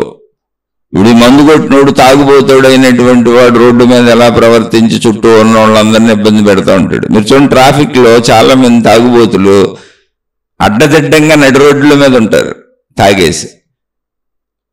పాపం మంచోళ్ళు వెళ్ళేవాళ్ళు అందరూ ఏం చేస్తారు, ఆడిని ఏమనరు, ఇళ్ళే తప్పుకొని పక్క నుంచి పోతారు. ఎందుకని ఆడు తాగి నిషాలో ఉన్నాడు, ఆడికి ఇప్పుడేం తెలుస్తుంది, ఏమనంటే ఆడితో గొడవలు గోళ్ళే. వీళ్ళే పక్క నుంచి తప్పుకొని వెళ్ళిపోతారు. కానీ ధర్మం చట్టం ఏంటి, వాడు అసలు అలా అడ్డపడకూడదు, వీళ్ళు స్ట్రైట్గానే వెళ్ళాలి, ఆడే తప్పుకోవాలి. కానీ ఆడు తాగేసి ఉన్నాడు. అలాగే ఒకడు కోపం తాగి ఉంటాడు, ఒకడు మూర్ఖత్వం తాగి ఉంటాడు, ఒకడు అజ్ఞానం తాగి ఉంటాడు. స్త్రీలు అవ్వచ్చు, పురుషులు అవ్వచ్చు. తాగుబోతాడు ఒక్కడే అనుకోబాకండి, ఆడు మూర్ఖత్వం తాగాడు, అజ్ఞానం తాగాడు, అన్యాయం తాగాడు, దుర్మార్గం తాగాడు, తాగుబోతుడు, తాగి ఉన్నాడు, వదిలేసేయండి అండి, మీరు పక్క నుంచి వెళ్ళిపోండి. అదే ఆధ్యాత్మికత. లేదు ఏం చేస్తారు చెప్పండి? ఇలా దుఃఖపడతా ఉంటారు, మీకు 4 మంచి మాటలు చెప్పేవాళ్ళని కూడా పోగొట్టుకుంటూ ఉంటారు, మీ ఇంట్లో మీ సొంత వాళ్ళని పోగొట్టుకుంటూ ఉంటారు. ఈ సూట్ కేసు థియరీలు అది పట్టుకెళ్ళి ఇసుకుని కోపాన్ని మీ చుట్టుపక్కల వాళ్ళ మీద ప్రదర్శించి మీతో మంచిగా ఉండేవాళ్ళని, మీతో మైత్రి చేసేవాళ్ళని, మీ మేలు కోరేవాళ్ళని మీరు పోగొట్టుకుంటూ ఉంటారు. ఎందుకలా పోగొట్టుకోవటం? దానికంటే బెటర్ ఆ పిచ్చోడిని అక్కడ వదిలేయటం కదా, ఆ పిచ్చి విషయాలను అక్కడే వదిలేయటం కదా. ఆఫీస్ విషయాలు ఆఫీసులో వదిలేసేయండి, ఇంట్లో విషయాలు ఇంట్లో వదిలేసేయండి, భార్య దగ్గర విషయాలు భార్య దగ్గర వదిలేసేయండి, పిల్లల దాకా తీసుకెళ్ళబాకండి, భర్త దగ్గర విషయాలు భర్త దగ్గరే వదిలేసేయండి, మళ్ళీ అవి ఇంకోళ్ళ మీదకి తీసుకెళ్ళబాకండి. ఇంట్లో విషయాలు ఆఫీసులకు తీసుకెళ్ళబాకండి, ఆఫీసుల్లో విషయాలు ఇంట్లోకి తీసుకెళ్ళబాకండి, ఇంట్లో విషయాలు ఆఫీసుల్లో విషయాలు రోడ్ల మీద స్నేహితుల దగ్గరికి తీసుకెళ్ళబాకండి. అసలు ఎక్కడిదక్కడ వదిలేసేయండి. స్నేహితులే మళ్ళీ ఆఫీసులకి ఇళ్ళకి తీసుకెళ్ళబాకండి. ఏది మొయ్యొద్దు, ఆ సూట్ కేసు పట్టుకు తిరగద్దు, అన్ని ఆ సూట్ కేసులో పట్టుకు తిరగద్దు. అసలు సూట్ కేసు తీసేయండి, చక్కగా ఎంటీగా తిరగండి, ఎక్కడిదక్కడ వదిలేయండి. ఎందుకంటే ఎప్పుడు ఏదో ఒకటి ఉంటుంది, ఎప్పుడు ఏదో ఒకటి ఉంటుంది, ఉండకపోవడమే ఉండదు. అదే చరిత్రలు చెప్పేది. అందుకని ఆధ్యాత్మికతలో సుఖం ఎప్పుడు వస్తుంది అంటే, ఆ సుఖం కోసం అసలు ఆత్మజ్ఞానం చెప్పబడింది. మీరు ఆత్మశక్తి ఇలా ఎందుకు అయిపోయింది, అదెందుకు మనుషుల రూపాలు ధరించేస్తుంది, అదెందుకు సృష్టి అయిపోతుంది, అదెందుకు ఇన్ని భావాలు ఉత్పన్నమైపోతున్నాయి, ఈ కాదు ఆలోచించాల్సింది. మనిషిగా ఉండి ఇన్ని భావాలతో దుఃఖాలు పడుతున్న మనిషికి నీ అంతరంగంలోనే నువ్వు హాయిగా శాంతిగా ఉండేటువంటి ఒక విధానం ఉన్నది నాయన. ఆ విధానం వేరే ఆత్మశక్తి అని చెప్పారు. అంతే తప్ప ఆత్మశక్తి ఏదో గందరగోళం చేసేసింది సృష్టి అయిపోయి కాదు. సృష్టిలో ఉన్న గందరగోళం నుంచి విముక్తికి దారి ఆత్మశక్తి అని చెప్పారు. ఆత్మశక్తి అంటే ఏమీ లేదు, అక్కడ ప్రశాంతంగా ఉండడం నేర్చుకోమని చెప్పారు అంతే. ఆత్మశక్తికి లక్షణాలు ఏం చెప్పారు చెప్పండి? అదేం నిర్గుణము, దానికి గుణం లేదు, నిరాకారము, దానికి ఆకారం లేదు, నిర్గుణము నిరాకారము, అనిర్వచనీయము, ఇలా ఉంటుంది అలా ఉంటుంది అని మాటలతో చెప్పలేము, వచనాలతో చెప్పలేము. అవాంగ్ మానస గోచరము, వాక్కుకే కాదు మనసుకు కూడా కనపడదు, అందదు. గోచరము కానిదంటే అందనది, ఊహించడానికి కూడా కుదరదు మనసుతో. అనంతము, ఎంత ఉందో తెలియదు. అఖండము, అది మొక్కలు మొక్కలుగా విడివిడిగా మనుషుల్లాగా చెట్టులాగా పుట్టలాగా గొట్టలాగా అయితే లేదు. ఏంటి ఇప్పుడు ఆ స్థితి ఎలా ఉంటుంది అంటే, ఇలా ఉంటుంది అలా ఉంటుంది అని చెప్పడానికి లేదు. శబ్దంలా ఉండదు, రూపం లేదు, దృశ్యంలా ఉండదు, వాసన ఉండదు, రుచి ఉండదు, శబ్దస్పర్శ రూపరస గంధాలలాగా ఉండదు. మరి ఎలా ఉంటుంది? ఖాళీగా ఉంటుంది, శూన్యంగా ఉంటుంది. ఇంకా బాగా చెప్పాలంటే మౌనంగా ఉంటుంది, నిశ్శబ్దంగా ఉంటుంది, ప్రశాంతంగా ఉంటుంది. దాంట్లో ఏ అహంకారం ఉండదు. అహంకారం ఉంది కనుక నేను మనిషిని అనుకుంటున్నాను కనుక ఇన్ని బాధలు ఉన్నాయి. ఆ చెప్పిందంతా ఏం చెప్పారో తెలిసి, ఆత్మశక్తి లక్షణాలు ఏంటో తెలిసా? నిశ్శబ్దంగా ఉండమని చెప్పారు, మౌనంగా ఉండమని చెప్పారు. ఎప్పుడు ఆ భావాలను బట్టి ఏలాడబాక కాసేపు ఆత్మశక్తి అంటే ఏంటి, ఇప్పుడు సాధన చేసుకోవటం అంటే ఏంటి, కాసేపు ధ్యాన సాధన అన్నాం, ఆత్మశక్తి సాధన. ఆత్మజ్ఞాన చదువు, ఆధ్యాత్మిక చదువు అంటే ఏంటి? ఏమీ లేదు. ఎన్ని రకాలుగా చెప్పుకున్నా నాయన ఆకాశం ఎలా ఉందో అదే ఆత్మశక్తి అన్నారు. ఆత్మశక్తిని ఏమని చెప్పారు? ఆకాశమే ఆత్మశక్తి అన్నారు. ఆకాశం అంటే ఏముంది మీరు చూడండి ఒక్కసారి. ఆకాశము ఏముంది? ఆకాశ తత్వాన్ని, ఆకాశ గుణాన్ని, ఆకాశ స్థితిని అలవాటు చేసుకుంటూ పొందితే చూడండి ఒకసారి. ఆకాశం ఎలా ఉంది? అన్నిటికీ అవకాశం ఇచ్చింది, ఏది ఎలా జరిగితే అలా జరగనేది. ఆకాశంలోనే గ్రహాలు, గోళాలు, నక్షత్రాలు, భూమిలో మనం, అన్నీ ఆకాశంలోనే ఉంది. ఆకాశం అంటే ఏంటి? ఖాళీ, శూన్యం, మౌనం, నిశ్శబ్దం, ప్రశాంతత. ఎంత ఉంది అది? ప్రశాంతత ఎంత ఉందని చెబుతారు ఏంటండి? ప్రశాంతత ఎంత ఉంటుందని చెబుతారు. కోపం ఎంత ఉందో చెప్పచ్చు. కోపం ఎంత ఉందంటే అరిసినంతసేపు ఉంది. ఆడు ఎంతసేపు అరిశాడో అంతసేపు కోపం ఉందని చెప్పచ్చు. ఎందుకంటే అది బయటకు కనపడుద్ది, ప్రదర్శించబడుతుంది. ఈర్ష్యాసూయుల ఎంతసేపు ఉన్నాయంటే, ఈర్ష్యాసూయులతో ఎదుట వాళ్ళని నాశనం చేయాలని వాడు ఎంత ప్రయత్నం చేస్తున్నాడో అంతకాలం ఉన్నాయి దుర్యోధనుడు చెప్పచ్చు. కామం ఎంతకాలం ఉంది, కోరిక చెప్పచ్చు. రావణాసురుడు సీతమ్మ తల్లిని ఎత్తుకుపోయింది అదే. అన్నిటికీ చెప్పొచ్చు ఎంతకాలం ఉన్నాయో. ఇప్పుడు మనకు ఆకలేస్తుంది, భోజనం ఎంతసేపు చేస్తున్నాం, అది కూడా కోరికగా. భోజనం తినే అంతసేపు ఉంది ఆకలి అనే కోరిక తెచ్చుకోవటం. ఆ తర్వాత మనం పెట్టిన వద్దంటాం. అలా మనం ఏదైనా చూస్తున్నాం, సినిమా చూస్తున్నాం, ఎంతసేపు ఉంటుంది? సినిమా అయ్యే వరకు ఎంతసేపు ఉందంటే అయిన చెప్పచ్చు. అలా స్త్రీ పురుష శారీరక కోరికలు తీర్చుకుంటున్నాం, ఎంతసేపు ఉంటాయి? ఆ కోరిక తీరే వరకు. ఆ కోరిక తీరిపోయినాక మళ్ళీ తీర్చుకుంటామంటే వాళ్ళు వద్దులే రేపు చూద్దాం అంటాం. ఇప్పుడు తిన్నాక ఇప్పుడు తింటామంటే ఇప్పుడు వద్దులే మధ్యాహ్నం చూద్దాం అంటాం. దానికి టైం చెప్పచ్చు. మౌనానికి టైం ఎలా చెబుతారు? ప్రశాంతతకి టైం ఎలా చెబుతారు? నిశ్శబ్దానికి టైం ఎలా చెబుతారు? అందుకే అనంతము అన్నారు. అంటే అది స్పెసిఫిక్ టైం లేదు దానికి, ఎందుకని అక్కడ ఏమీ లేదు. అదే ఆకాశ స్థితి. ఇప్పుడు ఆకాశం ఏం చేసింది? అవకాశం ఇచ్చింది. మీరు ఏదో ఊహించేసుకొని అక్కడ శక్తి ఉందనుకోని, ఆ శక్తి ఏదో అయిపోయింది అనుకోని, నేను మనిషిని అయిపోయాను అనుకోని, ఆ శక్తి నన్ను బాధలు పెట్టేస్తుంది, కష్టాలు పెట్టేస్తుంది అనుకొని మిమ్మల్ని మీరే ఏదో అర్థం కాని, సరైన జ్ఞానం అర్థం కాని దశలోకి తీసుకెళ్ళి ఈ శక్తి ఏంటి, ఈ భావాలేంటి, ఈ గోలేంటి, ఆ శక్తి మళ్ళీ సృష్టి అవటం ఏంటి, సృష్టి మళ్ళీ శక్తి అవటం ఏంటి, ఇదంతా ఆత్మజ్ఞానం ఆత్మయాత్మిక చదువు చెప్పిన వాళ్ళందరినీ మళ్ళీ తిట్టుకొని మాకు ఈ కర్మ ఎందుకు వచ్చింది అనుకోండి. కాదు, నువ్వు మనిషిగా కర్మలు పడుతున్నావని, ఆ కర్మలు అనుభవించకుండా నాయన తప్పించుకోవడానికి జ్ఞానం అనే ఒక మార్గం ఉంది. నువ్వు మనిషి భావనలో, శరీర భావనలో ఆ కర్మలు అనుభవిస్తున్నావు. నువ్వు ప్రశాంత భావనలో, మౌన భావనలో, నిశ్శబ్ద భావనలోకి వెళ్ళిపోయావు అనుకో, కర్మభావం పుట్టదు నీకు. ఈ కర్మ నాకేంటనే భావమే పుట్టని స్థితి నీకు నేర్పుతున్నావు, అది నీలో పుట్టేది అని చెప్పారు. అదే ఆత్మజ్ఞాన చదువు, ఆధ్యాత్మిక చదువు. అంతే తప్ప ఇదంతా ఏంటి, కర్మ నాకేంటి అనుకోవడానికి కాదు. శరీర స్థితిలోనే నువ్వు మౌనంగా ఉండొచ్చు, నువ్వు నిశ్శబ్దంగా ఉండొచ్చు, నువ్వు ప్రశాంతంగా ఉండొచ్చు, నువ్వు హాయిగా ఉండొచ్చు, నువ్వు సంతోషంగా ఉండొచ్చు. నీ భావోత్పత్తిని నీకు తగ్గట్టు నువ్వు తయారు చేసుకోవచ్చు. కానీ నువ్వు ఎదుటి వాళ్ళని చూసి వాళ్ళు ఎలా ఉండాలనుకున్నావు, వాళ్ళు నన్ను తిట్టకూడదు, వాళ్ళు నన్ను తొమ్మకూడదు, వాళ్ళు నా మీద పెత్తనం చేయకూడదు, వాళ్ళు నన్ను ప్రేమించాలి, వాళ్ళు నాతో మంచిగా ఉండాలి, నేనేం చెప్పినా వాళ్ళు ఒప్పుకోవాలి, నేను చేసే పనులన్నీ మంచి అనాలి, నాకెప్పుడు వాళ్ళు సహకరించాలి, అన్ని రకాలుగా చుట్టూ ఉన్న ప్రపంచం మొత్తం నాకు సహకరించాలని ప్రతి మనిషి కోరుకుంటున్నాడు. అందుకే ఇన్ని సమస్యలు వచ్చినాయి. అందరూ అదే కోరుకుంటున్నారు. అందరూ అదే కోరుకుంటూ తీర్చేవాడు ఆవిడ ఇక్కడ. అందుకని ఆకాశతత్వము, ఆత్మతత్వము అన్నది అర్థం చేసుకోవాల్సిన విషయం. అందుకే అది అనుభవం కూడా కాదని చెప్పారు. అది అనుభవం కూడా కాదు. ఎందుకని మౌనం అనుభవం ఎలా అవుతుంది? ఎవరిని గిల్లారనుకోండి అనుభవం అవుతుంది, ఎందుకంటే నొప్పి తెలుస్తుంది కాబట్టి, నొప్పి అనుభవం. ఎవరన్నా అలా హాయిగా సవర తీశారనుకోండి తెలుస్తుంది, స్పర్శ అనుభవం. బాగుంది, చక్కగా బాగుంది, ఇంకా అలా నెమ్మరండి మమ్మల్ని నెమ్మరండి అని. ఏదైనా తిన్నామనుకోండి తెలుస్తుంది, రుచి తెలుస్తుంది. కానీ మౌనం ఎలా తెలుస్తుంది? ప్రశాంతత ఎలా తెలుస్తుంది? నిశ్శబ్దం ఎలా తెలుస్తుంది? అంటే ఏంటి? ఆ స్థితికి వెళ్ళినప్పుడు నీకు సుఖము దుఃఖము లేని ఒక మానసిక స్థితిని నువ్వు తయారు చేసుకోవచ్చు అని ఆకాశ స్థితిని పోలికగా చెప్పారు. అదే ఆత్మజ్ఞానము, అదే ఆఖరి సత్యము. నువ్వు ఆ సత్యంలో ఇమిడిపో, దేహభావంలో ఇమిడిపోబాక. ఎందుకంటే శరీరం చనిపోయిన తర్వాత అయినా దేహం ఉండదుగా నీకు. దేహం వచ్చింది పోతుంది. వచ్చిపోయే దేహాన్ని పట్టుకొని మళ్ళీ వాళ్ళందరూ నాకు విరోధులు అనుకొని చుట్టూ ఉన్న దేహధారులందరినీ చూసి వాళ్ళని తిట్టుకుంటూ, తుమ్ముకుంటూ, విమర్శించుకుంటూ ఎందుకు? హాయిగా చక్కగా దేహభావాన్ని కాసేపు మర్చిపోయి నువ్వు ప్రశాంత స్థితిలో కూర్చునేలా ఆకాశతత్వాన్ని నీకు చెబుతున్నాం. ఇక్కడ ఆకాశతత్వం ఉంది చూడు, ఆకాశ లక్షణాలను గ్రహించు. ఏంటది? అది తనలో ఏమైనా ఉండడానికి అవకాశం ఇచ్చింది. మొత్తం గ్రహాలు, గోళాలు, నక్షత్రాలు, సృష్టి అంతా ఆకాశంలోనే ఉంది. ఆకాశం అంటే అవకాశము కల్పించున్నది. అలాగే మీ ముందు ఏవో జరుగుతూ ఉంటే పోనివ్వండి, ఆకాశంలో ఉండండి, వాళ్ళని చేసుకొని ఉండి, వాళ్ళని అరుసుకొని ఉండి, వాళ్ళని కరుసుకొని ఉండి, వాళ్ళని గొంతులేని ఉండి, వాళ్ళని ఏం చేయనివ్వండి.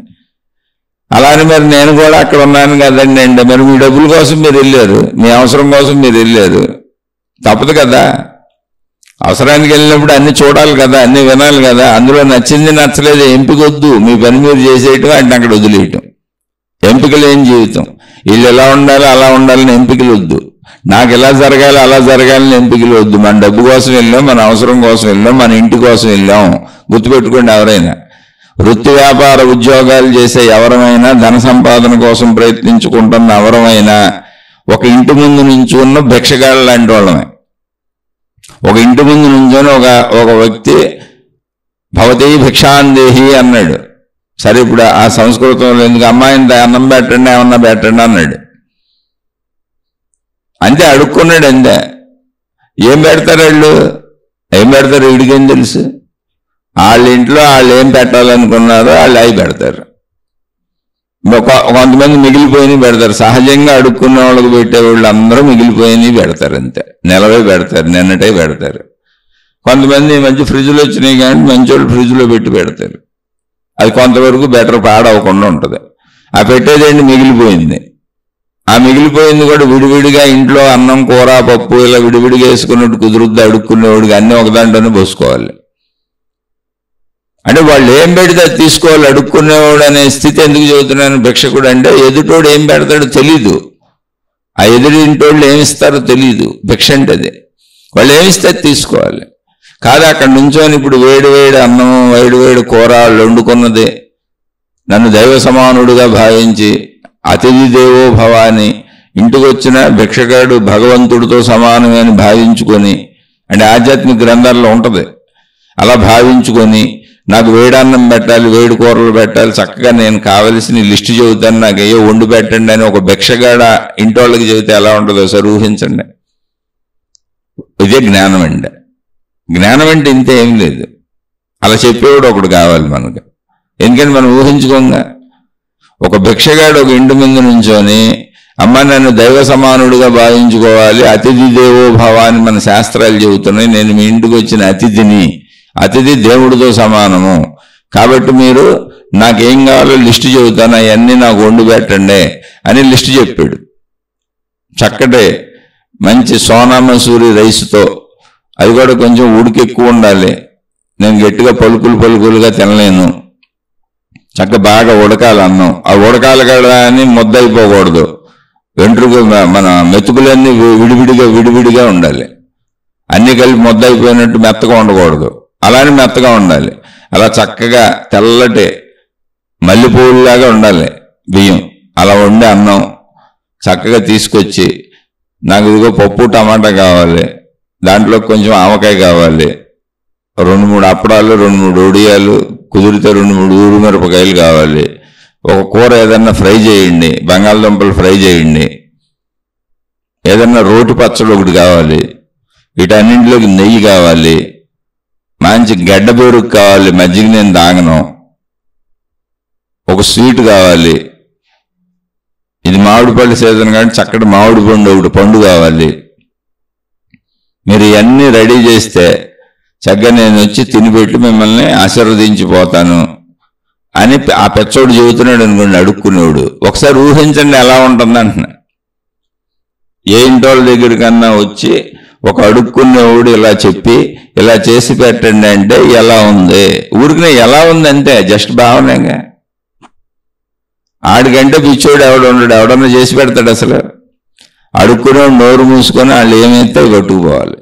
వృత్తి వ్యాపార ఉద్యోగాలకు వెళ్ళే ఎవరైనా, అవసరతతో వెళ్ళే ఎవరైనా ఇంతే, పేరు ఊరికినే మారింది అంతే. కష్టపడి పని చేసుకుంటాం, వాళ్ళు చెప్పిన పనిలేక చెయ్యాలి. మన పయ్యోడు ఏ పని చెబితే చేయాలిగా. కాకపోతే ఏదో కొంచెం ధర్మం అని, హక్కులని, న్యాయం అని, చట్టాలని పెట్టుకున్నాం. అడుక్కునేవాడికి అది లేదు, ఊరికినే అడుగుతున్నాడు. మనం ఏం పని చేసి తెచ్చుకుంటున్నాం, కానీ పని చేసి తెచ్చుకోవడానికి కూడా మనం వెళ్ళింది మన అవసరానికే కదా. మన అవసరానికి వెళ్ళినప్పుడు షరతులు ఏమున్నాయి? ఇంకా చాలా మంది ఎల్లోళ్ళు అడుక్కునేవాడిని తిడతా ఉంటారు. అందరూ బెటర్, అసలు తిడతారు, బోల్డ్ మంది తిడతారు. కొంతమంది తిడుతూ పెడతారు, ఏముంది అందులో? కొంతమంది తిట్టకుండా పెడతారు. కానీ మొత్తానికి ఎవరో ఇళ్ళలో తిట్టేవాళ్ళు ఉంటారు, తిడుతూ పెట్టేవాళ్ళు ఉంటారు, తిట్టకుండా పెట్టేవాళ్ళు ఉంటారు. మొత్తానికి ఆడికి ఏదో దొరుకుద్ది, అదైతే నిజం. అలాగే మొత్తానికి మనకి ఏదో దొరకడానికి ప్రపంచంలోకి పరుగులు తీసాం, మనకు డబ్బు కావాలి. ఆ డబ్బు దొరికే విధానాలలో అది తిడుతూ దొరకచ్చు, తిట్టకుండా దొరకచ్చు, అప్పుడప్పుడు తిడుతూ దొరకచ్చు, అప్పుడప్పుడు తిట్టకుండా దొరకచ్చు, ఎప్పుడూ తిడుతూ దొరకచ్చు, లేదా అసలు దొరకపోవచ్చు, తగ్గి దొరకచ్చు, ఎక్కువ దొరకచ్చు, తక్కువ దొరకచ్చు. ఇదే సృష్టి. నేను అనే దాంట్లో ఇరుక్కుపోతే, నేను అనేటువంటి భావనలో ఇరుక్కుపోతే మన ప్రతి సమస్యని భూతద్దంలో పెట్టుకొని 100 రెట్లు, 1000 రెట్లు, 1,00,000 రెట్లు ఎక్కువగా చూస్తాం. ఆ నేనులో ఇరుక్కుపోబాకండి. మనుషులందరూ ఇలాగే ఉంటారు. నేను మా ఇంట్లో వాళ్ళ అరిసి మీద అరిసినట్టు ఆడు నా మీద అరిసాడు, ఆడు నా మీద అరిసాడంటే ఆడి మీద ఎవడో అరిసి ఉంటాడు. ఆడికి ఆనందం లేదు, ఆడికి సంతృప్తి లేదు. ఆడికి ఆనందం సంతృప్తి ఉంటే అసలు నాతో చక్కగా మాట్లాడతాడు కదా, ఆనందంగా సంతృప్తిగా ఉంటాడు కదా. ఒక చోట పని చేసేవాళ్ళు, ఒక చోట చదువుకునేవాళ్ళు, ఒక చోట వ్యాపారాలు చేసుకునేవాళ్ళు, ఒక చోట వృత్తి వ్యాపార ఉద్యోగాల్లో కలిసిమెలిసి ఉండేవాళ్ళు, అందరూ సరదాగా నవ్వుకుంటూ ఉంటే హాయిగా అసలు గొడవలే ఉండవుగా. కానీ ఉండలేదు, ఈర్ష్యలు, అసూయలు, ద్వేషాలు, కోపాలు, క్రోధాలు, లోభాలు, మోహాలు, మదాలు, మత్సరాలు, అహంకారాలు అన్నీ వస్తున్నాయండి. అర్థం ఏంటి? ఎవరి కాళ్ళకి వాళ్ళ కోరికలు వాళ్ళకి బోర్డు ఉన్నాయి, పోలికలు ఉన్నాయి. వీళ్ళకి నాకంటే ఎక్కువ జీతం వస్తుంది, వీళ్ళకి నాకంటే ఎక్కువ పవర్ ఉంది, వీళ్ళకి నాకంటే ఎక్కువ ఉంది అని వాళ్ళు ఏదో వాళ్ళ పైన వాళ్ళని చూసి ఆ కింద వాళ్ళ మీద పడేస్తున్నారు. ఇదంతా మళ్ళీ మీరు పట్టుకెళ్ళి మీ కింద వాళ్ళ మీద పడేస్తారు. ఎవరికాళ్ళు దీన్ని అంటే ఒకళ్ళ మీద పడేసుకుంటూ వెళ్తారు. అదే సృష్టి. ఈ పడేయటం అనే దాంట్లో తల్లిదండ్రులు పిల్లలకే అసలు తల్లిదండ్రులే పిల్లల మీద పడేస్తున్నారు. ఇంకేంటి, ఆడెవడో ప్రిన్సిపల్ మన మీద పడేయడం ఏంటి? సొంత తల్లిదండ్రులు పిల్లల మీద పడేస్తారు. ఆ పిల్లల పాపం బోల్డ్ మోయాల్సి ఉంటుంది. ఎందుకంటే దగ్గర సంబంధం ఉందా ప్రపంచంలో? భార్యాభర్తల కంటే దగ్గర సంబంధం ఉందా? కానీ భార్యాభర్తలు ఎప్పుడు ఒకళ్ళ మీద ఒకళ్ళు ఏదో ఒకటి పడేసుకుంటూనే ఉంటారు, అశాంతిగానే బతుకుతూ ఉంటారు. ఒక ఇంట్లో అన్ని సంబంధ బాంధవ్యాలు ఇలాగే ఏడుస్తూ ఒకళ్ళ మీద ఒకళ్ళు పడేసుకుంటున్నారు. జ్ఞానం తెలుసుకుంటే పడేసుకోకుండా ఉంటారు కనీసం అని. మంచిగా ఉండండి అని చెబుతుంది. ఎవరితో మంచిగా ఉండాలి? మీ ఆయనతో మంచిగా ఉండు, మీ ఆవిడతో మంచిగా ఉండు, మీ నాన్నతో మంచిగా ఉండు, మీ అమ్మతో మంచిగా ఉండు, మీ పిల్లలతో మంచిగా ఉండు, మీ అన్నదమ్ములతో మంచిగా ఉండు, మీ అక్క చెల్లెలతో మంచిగా ఉండండి. నువ్వు ప్రపంచానికి ఏం చేసేస్తావేంటి? మంచిగా ఉండటం వల్ల నీ జీవితమే బాగుంటుంది. అలాగే నీ వృత్తి వ్యాపార ఉద్యోగాల్లో పనిచేసే చోట నీ చుట్టూ ఉన్న అందరితో, నీ పై వాళ్ళతో ఇంకా బాగా మంచిగా ఉండు, నీతో సమానమైన వాళ్ళతో చక్కగా మంచిగా ఉండు, నీకంటే తక్కువ వాళ్ళతో మంచిగా ఉండు. అప్పుడేమైంది? మొత్తం తిరిగి నీకు మంచిగా వస్తుంది. కానీ అలా మంచిగా ఉండలేదు. కావాలంటే ఈ శీర్షికని మీ ప్రిన్సిపాల్కి వినిపించండి. మళ్ళీ ఏముంది అందులో? ఆడేనాడు ఎందుకంటాడు? మీరు చెప్పింది అది చేయడు కదా. ఎవరో ఎందులో ఇక్కడ సృష్టిలో మంచిగా ఉండటం అనేది మీరెవరికో మేలు చేయటం కాదు, మీకు మీరే మేలు చేసుకోండి. మీరు మంచిగా ఉంటే ఏమంటే మంచిగా ఉండమంటున్నారు, మేము మంచిగా ఉన్నా మా మీద పడిపోతున్నారంటే వాళ్ళకి తెలియదుగా మంచిగా ఉండాలని. ఎప్పుడు అందరి మీదే పడిపోతుంటారు. ఎండ వచ్చి మీద పడిపోతూ ఉంటుంది, వర్షం వచ్చి మీద పడిపోతూ ఉంటుంది, సునామీలు వచ్చి మీద పడిపోతుంటాయి, భూకంపాలు వచ్చి మీద పడిపోతుంటాయి, పిడుగులు వచ్చి మీద పడిపోతుంటాయి, చలి వచ్చి మీద పడిపోతుంటుంది. ఏం చేయగలం? అప్పుడప్పుడు రోడ్ల మీద కరెంటు తీగలు దిగి మీద పడిపోతుంటాయి. నా కళ్ళ ముందు చచ్చిపోయిన వాళ్ళు ఉన్నారు కరెంటు తీగలు దిగి మీద పడి. హైదరాబాద్లో ఒక స్కూల్లో వర్షాకాలం విపరీతమైన వర్షాలు కురిసినాయి. స్కూల్ ముందు మోకాళ్ళ లోతు నీళ్లు నిలబడిపోయినాయి. అది హై స్కూల్. స్కూల్ వదిలేశారు, పిల్లలు ఆ నీళ్ళల్లోంచి వెళ్ళాలి. దగ్గర 300-400 మంది పిల్లలు ఆ నీళ్ళలోకి నడుచుకుంటూ వచ్చేసారు. కరెంటు దిగి నీళ్ళల్లో పడింది. మొత్తం అందరికీ షాక్ కొట్టేసింది. 100లో చచ్చిపోయారు. ఏం చేయాలి ఇప్పుడు? ఎవరిని అనాలి? కరెంటు దిగని అందామా ఏంటి? లేదా కరెంటు వాళ్ళని అందామా? అంటానికి లేవు. ఇక్కడ అవి వచ్చి మీద పడతా ఉంటాయి అంతే. ఆ మీద పడటాన్నే కర్మ సిద్ధాంతం అని చెప్పారు. అది ఊరికనే మీద పడదు. స్కూల్ పిల్లలు ఏం చేశారు? మళ్ళీ మాకు ఈ స్టోరీ చెప్పండి అని అడగండి. నాకు మాయలు మహిమలు తెలియదు. మహాత్ములు చెప్పిన థియరీని నేను నమ్మాను. ఆ థియరీని నమ్మటం అంటే గుడ్డిగా నమ్మలేదు. పరిశీలించుకుంటూ వెళ్తే నా జీవితంలో నేనేమేమి పొరపాట్లు తప్పులు చేశానో అవన్నీ నాకు తిరిగి వచ్చినాయి. 55 ఏళ్ల జీవితం నాది. నేను మాట్లాడిన ఒక అబద్ధపు మాట ఫలితం కూడా నేను అనుభవించాను, చిన్న అబద్ధం. అలా నా జీవితంలో నేనేమేమి తప్పులు చేశానో పొరపాట్లు చేశానో అవన్నీ నా జీవితంలోకి తిరిగి వచ్చినాయి. అలాగే నేనేం మంచిలు చేశానో అవన్నీ తిరిగి వచ్చినాయి, అవి అనుభవించాను. అలాగే నేనేమేంత జ్ఞానం చదువుకున్నానో అది ఇప్పుడు మీతో పంచుకుంటున్నా. ఏదుందో అదే కదా. నేనేం చేశాను అదే. చదువుకోవటం అని చేశాను, జ్ఞానం చదువుకున్నాను, గ్రంథాలు చదువుకున్నాను, మహాత్ములు చెప్పిన ఉపన్యాసాలు విన్నాను. చదివి 40 ఏళ్ళ నుంచి చదువుతూ ఇప్పుడు మీతో పంచుకోగలుగుతున్నాను. ఏం చేస్తేదే. అలా నా చుట్టుపక్కల నా స్నేహితులు, నా మిత్రులు, నా బంధువులు, నా కుటుంబ సభ్యులు, నా సొంత కుటుంబ సభ్యులు, బయట వాళ్ళు, ఇంట్లో వాళ్ళు, నాకు బాగా దగ్గరగా పరిచయం ఉన్న అందరూ వాళ్ళు చేసిన మంచి చెడుల ఫలితాలు అనుభవించటం చూశాను, చూస్తున్నాను. అంతా అది నిజమే అని నమ్మాను. దాన్ని పేరులతో, ఊరులతో, సాక్ష్యాలతో ఏం చేస్తే ఏం జబ్బు వచ్చిందో కూడా నాకు తెలుసు, ఏం చేస్తే ఏం సమస్య వచ్చిందో కూడా తెలుసు, ఏం చేస్తే అది ఎలా రూపాంతరం చెందిన జీవితాల్లోకి మంచి కానీ చెడు కానీ ఎలా వచ్చిందో కూడా తెలుసు. కానీ ఎవరి పేరులతో చెప్పను, అందరూ మనుషులేగా. పైగా నాకు తెలిసిన వాళ్ళు అంటే నాకు దగ్గర వాళ్ళే ఉంటారు. నాకు ఎలా తెలుస్తుంది? నా దగ్గర ఉన్న వాళ్ళు బంధుమిత్రులే తెలుస్తాయి కదా నాకు. ఇప్పుడు చెప్పి ఎవరిని అవమానించినాయి నా జీవితంలో కూడా ఉన్నాయి. అందులో మంచిలో ఉన్నాయి, చెడులో ఉన్నాయి, అవమానాలు ఉన్నాయి, గొప్పలు ఉన్నాయి. అందరి జీవితాలు అలాగే ఉన్నాయి. కాబట్టి ఎవరి జీవితాన్ని వాళ్ళు చక్కదిద్దుకోవడం ఆధ్యాత్మికత అని చెప్పాను. మీరు బయటకు చూడకండి, ప్రపంచాన్ని చూడకండి, ప్రపంచంలో ఉన్న మనుషుల వైపు చూడకండి, మిమ్మల్ని మీరు చూసుకోండి. అనే ప్రపంచం నా మీదకి వస్తుంది కదా. కొన్ని 100 సార్లు చెప్పాను. గౌతమ బుద్ధుడు మొహం మీద ఉమ్మూశాడు. గౌతమ బుద్ధుడు మొహం మీద ఉమ్మూశాడు ఒక ఆయన. ఏంటి ఇంతమందిని సాధువుల్ని సన్యాసుల్ని చేసేస్తున్నావు, పనికిరాని వాళ్ళని చేసేస్తున్నావు, ఊరికిని కూర్చోబెడుతున్నావు, ధ్యానం అని, తపస్సులని, భిక్షాటనని, ఏ పని ఎవడో చేర్చావట్లేదు, నీ వెనక కుర్రోళ్ళు కూడా వచ్చేస్తున్నారని పాపం ఆయన. అది నిజమేగా, మామూలు మాటలు అయితే అది నిజమేగా. పని పాట చేయకుండా కూర్చుండి తిడతంగా మనం కూడా ఇంట్లో మన పిల్లలైనా అలా భావించుకొని ఆ కోపాన్ని తట్టుకోలేక ఆయన మొహం మీద ఉమ్మూసాడు. గౌతమ బుద్ధుడు కోపం రాలేదు, ఆయన్నేమి అనలేదు. ఆయన నా మీద ఉమ్మూసాడు అనేటువంటి దుఃఖభావం కూడా ఆయన మొహంలో లేదు. కనీసం పోని ఉమ్ము పడింది కదా అనేటువంటి అసహ్య భావన కూడా ఆయనలో లేదు. అది గౌతమ బుద్ధుడి మొహంలో ఏ మార్పు లేదు. ఆ ఉమ్ము తుడిచేసుకున్నారు, పక్కన క్లాత్ ఉంటే తీసుకొని తుడిచేసుకున్నారు, మౌనంగా ఉన్నారు. మీకు ఇంకా తిట్టాలనిపిస్తే తిట్టండి, ఇంకా ఉమ్మూయాలనిపిస్తే ఊయండి అన్నారు ఆయన. ఆయన అన్నదే. పక్కన ఉన్న శిష్యులు పరిగెత్తుకొచ్చారు.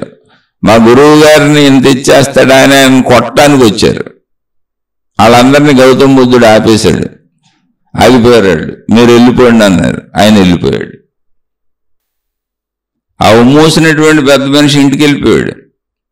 ఆయనకి ఇంటికి వెళ్ళినాక ఉమ్మూసినా, అన్ని తిట్లు తిట్టినా, అన్ని మాటలు అన్నా, అదేంటి అంత నిశ్శబ్దంగా కూర్చున్నాడు? మామూలు మనుషులట నిశ్శబ్దంగా కూర్చోలేరు కదా.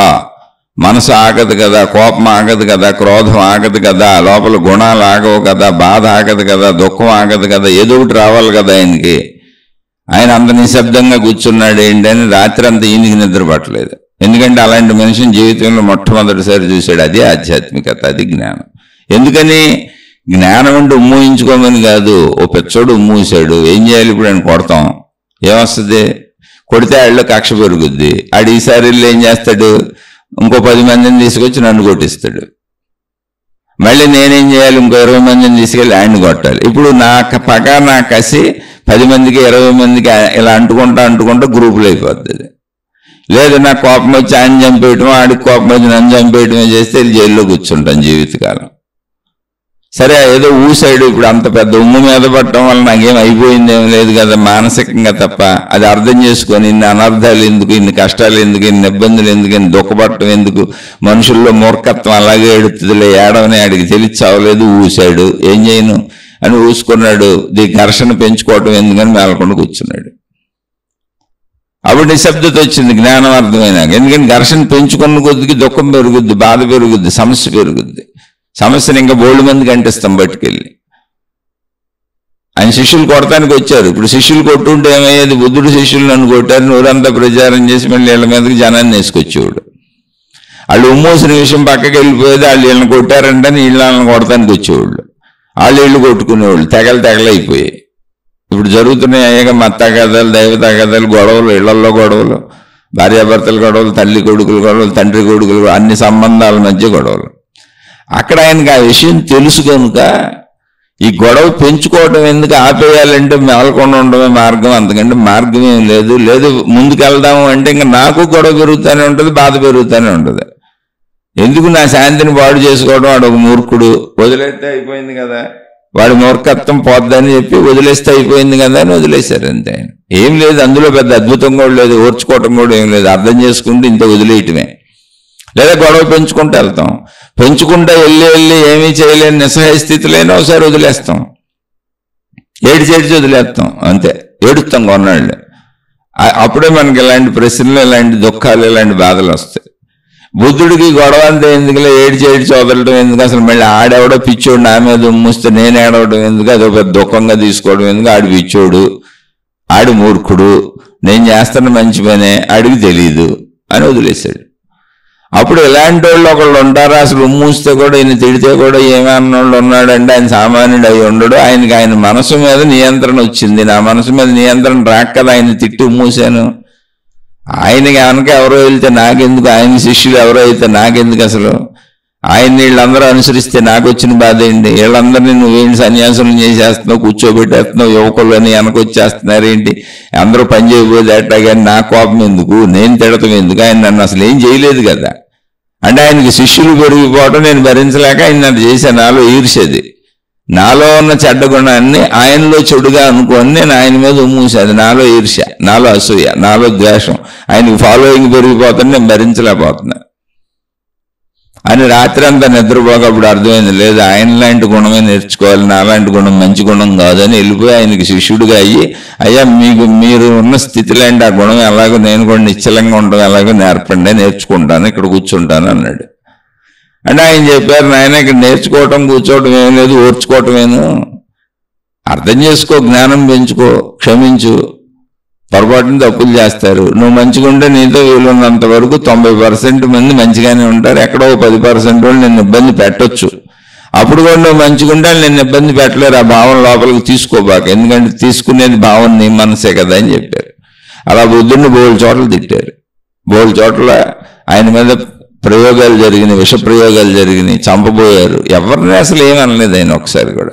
ఎందుకంటే అసలు చంపబోయిన వాడిని ఏమన్నా ఉపయోగం ఉంది, వాడు చంపుదామని ట్రై చేస్తుంటే ఇంకా కసి పెంచుకుంటాడు. ఇప్పుడు విష ప్రయోగాలు చేసి వాడు చంపబోతున్నాడు, తెలియకుండా వాడి పేరు రాకుండా చంపుదామని ట్రై చేస్తున్నాడు. ఇప్పుడు ఆడి మీద కక్ష కట్టాడు బోల్డ్ అన్నాం అనుకో, బాహాటంగా చంపడానికి వచ్చి పొడి చేస్తాడు, ఏముంది అందులో. ఇప్పుడు ఇంకా రెచ్చగొట్టిన ఎందుకు బయటకు వచ్చేస్తాడు, రెచ్చగొట్టకపోతే కనీసం వెనక నుంచి చేస్తాడు, దొరకకుండా చేస్తాడు, కొంత తప్పించుకోవచ్చు మనం. అలా ఎప్పుడు కూడా మంచిగా ఉండటం కానీ, క్షమించటం కానీ, విషయాన్ని వదిలేయటం కానీ, మీరేదో ఆధ్యాత్మిక ఔన్నత్యం, నేనేదో ఎదిగిపోతున్నాను, ప్రపంచానికి మేలు చేసేస్తున్నాను, సాక్రిఫైస్ చేసేస్తున్నాను అనుకోబాకండి, మీ సమస్యను తగ్గించుకుంటున్నారు అంతే, మీ బరువును మీరు తగ్గించుకుంటున్నారు, మీకు వచ్చే కష్టాలను తప్పించుకుంటున్నారు, మీకు వచ్చే సమస్యల్ని తప్పించుకుంటున్నారు. మంచి మీకే మేలు. అందుకే ధర్మో రక్షతి రక్షిత. ధర్మాన్ని ఎవరు రక్షిస్తారో ధర్మం వాళ్ళనే రక్షిస్తుందని ఎందుకు చెప్పారంటే, మీరు మంచిగా ఉన్నప్పుడు మీకు మంచి జరుగుద్ది. ఒకళ్ళు తెలియక ఎవరైనా మూర్ఖులు మీకు చెడు చేసినా మళ్ళీ మీరు మంచిగానే ఉండండి, అది హృదయంలోకి తీసుకోబాకండి, చెడుకు చెడు చేయబాకండి, అది పెరుగుతూ వెళ్ళిపోద్ది అనేటువంటి సిద్ధాంతాన్ని చెప్పారు. అందుకని మంచిగా ఉండటం అనేది మీ అవసరం. మీరు బాగుండాలంటే, మీ జీవితం బాగుండాలంటే, మీ కుటుంబం బాగుండాలంటే, మీ మనసు బాగుండాలంటే, మీరు హాయిగా ఉండాలంటే, మీ శరీరం బాగుండాలంటే, మీ కర్మఫలాలు తిరిగి వచ్చేవి కూడా మంచివే మీకు తిరిగి రావాలంటే మీరు మంచిగా మాత్రమే ఉండాలి, చెడ్డగా ఉండకూడదు. కోరికలు ఉండొచ్చు, అహంకారం ఉండొచ్చు, బాధ ఉండొచ్చు, దుఃఖం ఉండొచ్చు, కానీ మంచిగానే ఉండాలి. మంచిగా ఉండను అంటే మిగిలిన అనుభవించాలి, సింపుల్ అంతే. అందుకని మంచిగా ఉండటం లోకాన్ని ఉద్ధరించడం అసలు కాదు, లోకానికి మేలు చేయటం అసలు కాదు. మంచిగా ఉండటం నీకు నువ్వు మేలు చేసుకోవటం. ఈ సూత్రాన్ని మర్చిపోబాకండి. ఇంకా మళ్ళీ చెప్పాను, ఆత్మశక్తి గురించి ఎందుకు చెప్పారు, ఈ సృష్టిలో ఎందుకు, ఇదంతా ఎందుకు చెప్పారు అంటే, మళ్ళీ చెబుతున్నా, మనుషులుగా ఉన్న మనం ఆత్మశక్తి అనేటువంటి ఒక ఆకాశ తత్వ గుణాలను అలవరుచుకుంటే, ఆకాశం తనలో ఎవరైనా ఏమందో జరిగాడని చూసి ఊరుకొని నిశ్చలంగా బుద్ధుల్లాగా ఆ స్థితిని అలవాటు చేసుకోవడానికి చెప్పారు. ఆకాశం ఏ ప్రత్యేకతలు తనకు ఆపాదించుకోదు, నా అహంకారం పెంచుకోను, నేను అలా చెప్పను. ఎందుకని నిర్గుణం నిరాకారం అంటే అది. అంటే నువ్వు మౌనంగా ఉంటావు, ప్రశాంతంగా ఉంటావు, నిశ్చలంగా ఉంటావు, నీ పని ఏదో నువ్వు చేసుకుంటావు, నువ్వు తెచ్చుకుంది ఏదో తింటావు, నువ్వు సంపాదించుకుంది అంటూ తృప్తిగా ఉంటావు. నేను అలా అని డాంబికాలు ఎవరికి చెబుతావు, నీలాంటి మనుషులేక అందరూ చెబుతూ గొడవలు మొదలవుతాయి. అందుకని ఆకాశ తత్వము లాంటి, ఆత్మశక్తి తత్వము లాంటి ఆ స్థితిని నువ్వు పొందని చెప్పారు. అది పొందొచ్చు. నీకు నువ్వే గుర్తింపులు ఇచ్చుకొని ఉంటే నీకు నీకే బాధలు వస్తాయి. నీకు నువ్వే గుర్తింపులు ఇచ్చుకుంటే నీకు నీకే అహంకారం పెరుగుద్ది. నీకు నువ్వే గుర్తింపులు ఇచ్చుకొని నేను ఎలా అంటే అహంకారం పెరుగుద్ది, బాధలు పెరుగుతాయి, దుఃఖాలు పెరుగుతాయి, అహంకారపు చర్యలు చేస్తావు, తప్పులు చేస్తావు, ఓపులు చేస్తావు, చెడులు చేస్తావు, మంచులు చేస్తావు, మళ్ళీ అన్నిటి ఫలితాలు తిరిగి వస్తూ ఉంటాయి. కర్మ ఫలితాన్ని ఆపే దారి ఏంటంటే ఆకాశతత్వము.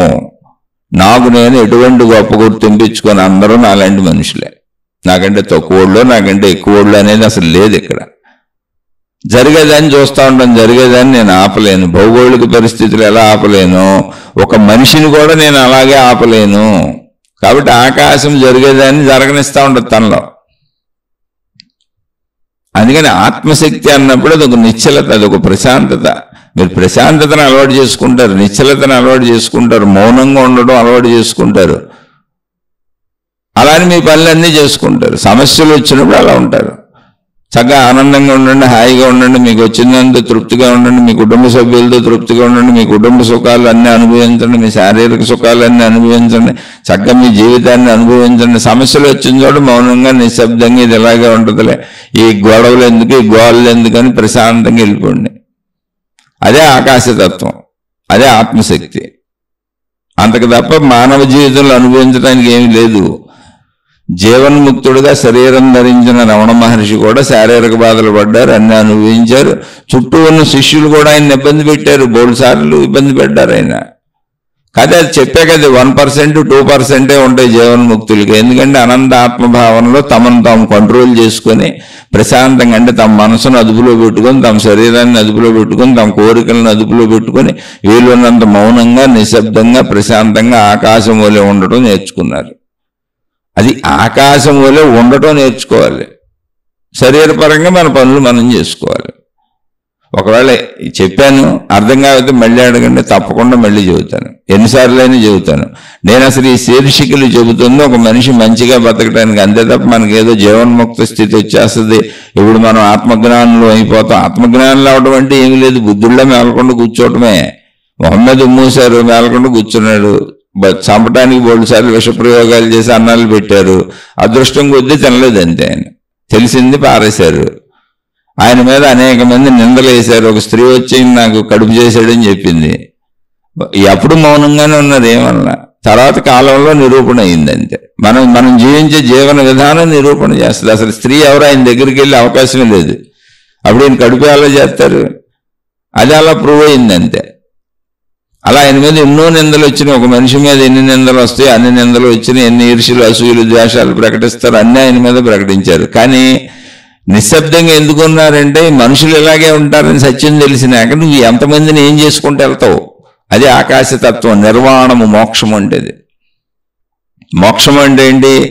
యుద్ధాలు, ఫైటింగ్లు చేయాలి, ఏది జరగాలి అది జరుగుతుంది. ఒకడొచ్చి కత్తిపెట్టి చంపేస్తానన్నాడు, చంపే అయితే అన్నాడు ఆయన.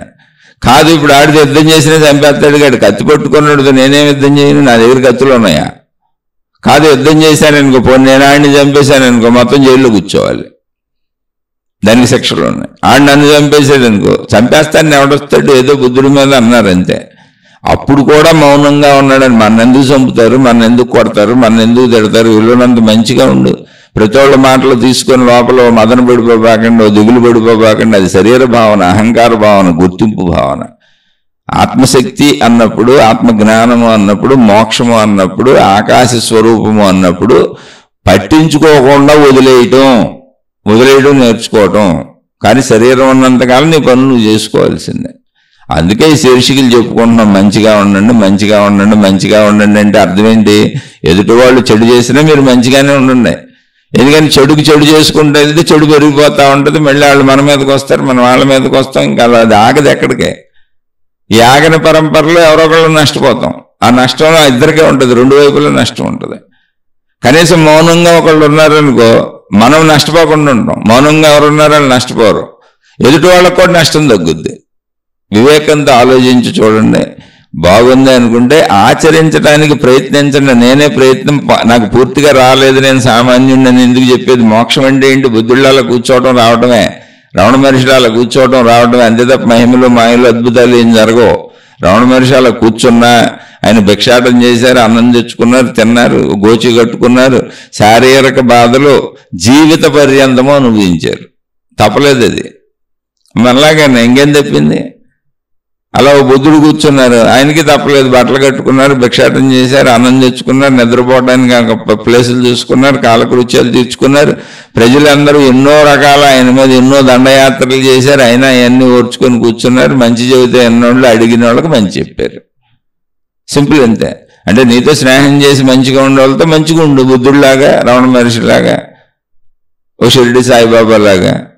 నీతో చెడుగా ఉండే వాళ్ళని క్షమించి వదిలేసి పక్కకి వెళ్ళిపో. క్షమించటం అంటే ఏంటి? నువ్వు క్షమించకపోతే వాళ్ళు ఊరుకుంటారండి నిన్ను. నువ్వేదో ఒకటి అన్నావు, ఆగుద్ది, అక్కడికి ఆగుద్ది, అది వదిలేస్తే ఆగుద్ది. అలా నా మీద బోల్డ్ జరిగినాయి, మా సొంత కుటుంబంలోనే నా మీద బోల్డ్ దౌర్జన్యాలు జరిగినాయి. మీకు ఇవన్నీ చెబుతున్న నా మీద నా చుట్టుపక్కల వాళ్ళతో జరిగినాయి, నా సొంత కుటుంబ సభ్యులతో జరిగినాయి. అనేక మంది నా మీదకి వచ్చారు, మౌనంగా ఉన్నాను. అందుకని విరోధాలు ఆగిపోయినాయి. వాళ్ళకి లోపల విరోధం ఉంది, కానీ విరోధం పెంచాలంటే నేను ఏదో ఒకటి మాట్లాడి ఘర్షణ పెంచితేనే అది పెరిగేది. అసలు నేను జీవితకాలం మౌనం అని పెట్టి తప్పుకుందే, నేను ఎదిరించలేక, ధైర్యం లేక ఓడిపోయి, నాకు వద్దు బాబు, ఇదంతా వద్దు, నేను మీతో యుద్ధాలు చేయలేను, నాకు యుద్ధాలు చేయటానికి అంత శక్తి లేదు, శక్తిహీనుండని మౌనం పెట్టి కూర్చున్న అసమర్థుడిని నేను. అయితే అసమర్థులే జ్ఞానం చెబుతారనుకుంటే ఓకే, మీరు అలా అనుకున్న. బుద్ధుడు కూడా అసమర్థుడేనేమో, కానీ నేను అసమర్థుడైన బుద్ధత్వం కావాలనుకుంటున్నాను. ఓ రమణ మహర్షి కూడా అసమర్థుడు అనుకోండి, అటువంటి అసమర్థత్వమే కావాలనుకుంటున్నాను. దాన్నే నేను జ్ఞానం అనుకుంటున్నాను, ఆ వైపే పోదాం అనుకుంటున్నాను. నచ్చిన వాళ్ళు అలా వెళ్ళండి, లేనివాళ్ళు లేదు. కానీ నేను అలా వెళ్ళలేకపోతున్నాను, ఇంకా మామూలు మనిషిలాగానే ఉన్నాను. నాకు ఎవరన్నా ఏమన్నంటే బాధగా ఉంది, కోపంగా ఉంది, ఇబ్బందిగా ఉంది, ఈర్షిగా ఉంది, అసూయగా ఉంది, ద్వేషంగా ఉంది, బాధపడుతున్నాను, దుఃఖపడుతున్నాను. కానీ అవన్నీ కొద్ది కొద్దిగా తగ్గుతూ వస్తున్నాయి. ఏదో ఒక రోజుకి పట్టించుకోకుండా బతికే గుణం రాకపోద్దా అని ఇవన్నీ మీతో పంచుకుంటూ ఆ గుణాన్ని పెంచుకోవడానికి ప్రయత్నిస్తున్నాను. నచ్చిన వాళ్ళు మీరు కూడా ఆ బుద్ధుడు లాంటి, రమణ మహర్షి లాంటి గుణాలను పెంచుకునే ప్రయత్నం చేయండి. నచ్చలేదు, బాగోలేదంటే మీ ఇష్టం వచ్చినట్టు బతకండి, దానికి తగ్గ ఫలితాలు ఏమొస్తాయి తీసుకోండి. మిమ్మల్ని వద్దన్న వాళ్ళు ఎవరో. ప్రపంచం అందరికీ అన్ని రకాల స్వేచ్ఛలు ఇచ్చేసింది. సృష్టి సమస్తం స్వేచ్ఛే ఉంది ఇక్కడ. ఎవరిష్టం వచ్చినట్టు వాళ్ళు బతకొచ్చు, ఆ కర్మఫలాన్ని వాళ్ళు అనుభవించవచ్చు. ఆలోచించి చూడండి. నేను సామాన్యుడిని, ఒకవేళ నేను చెప్పిన దాంట్లో మీకు నచ్చకపోయినా, తప్పులున్నా, ఏదో సామాన్యుడు పాపం అడిగి తెలియదులే, ఏదో చెప్పాడని క్షమించి వదిలేయండి. మీరు వినబాకండి, మీ మార్గాల్లో మీరు వెళ్ళిపోండి. నచ్చింది చక్కగా మీ గుణాలను మీరు బుద్ధుడిలో, రమణ మహర్షిలో కొద్ది కొద్దిగా ముందుకెళ్ళే ప్రయత్నం చేయండి. దాన్నే మోక్షం అన్నారు, దాన్నే నిర్వాణం అన్నారు, దాన్నే ఆత్మసాక్షాత్కారం అన్నారు తప్ప అక్కడ అద్భుతాలు, మహిమలు, మాయలు ఏమి లేవు. వాళ్ళు జీవితకాలం బాధలు పడ్డారు మనుషులతో. అలాగే జీవితకాలం మంచి అడిగిన వాళ్ళకు మంచి చెప్పారు. ఆలోచించి చూడండి. శుభమస్తు. మీకు, మీ కుటుంబ సభ్యులకు మేలు చేకూరుగాక. మరొక కొత్త శీర్షికతో కలుసుకుందాం.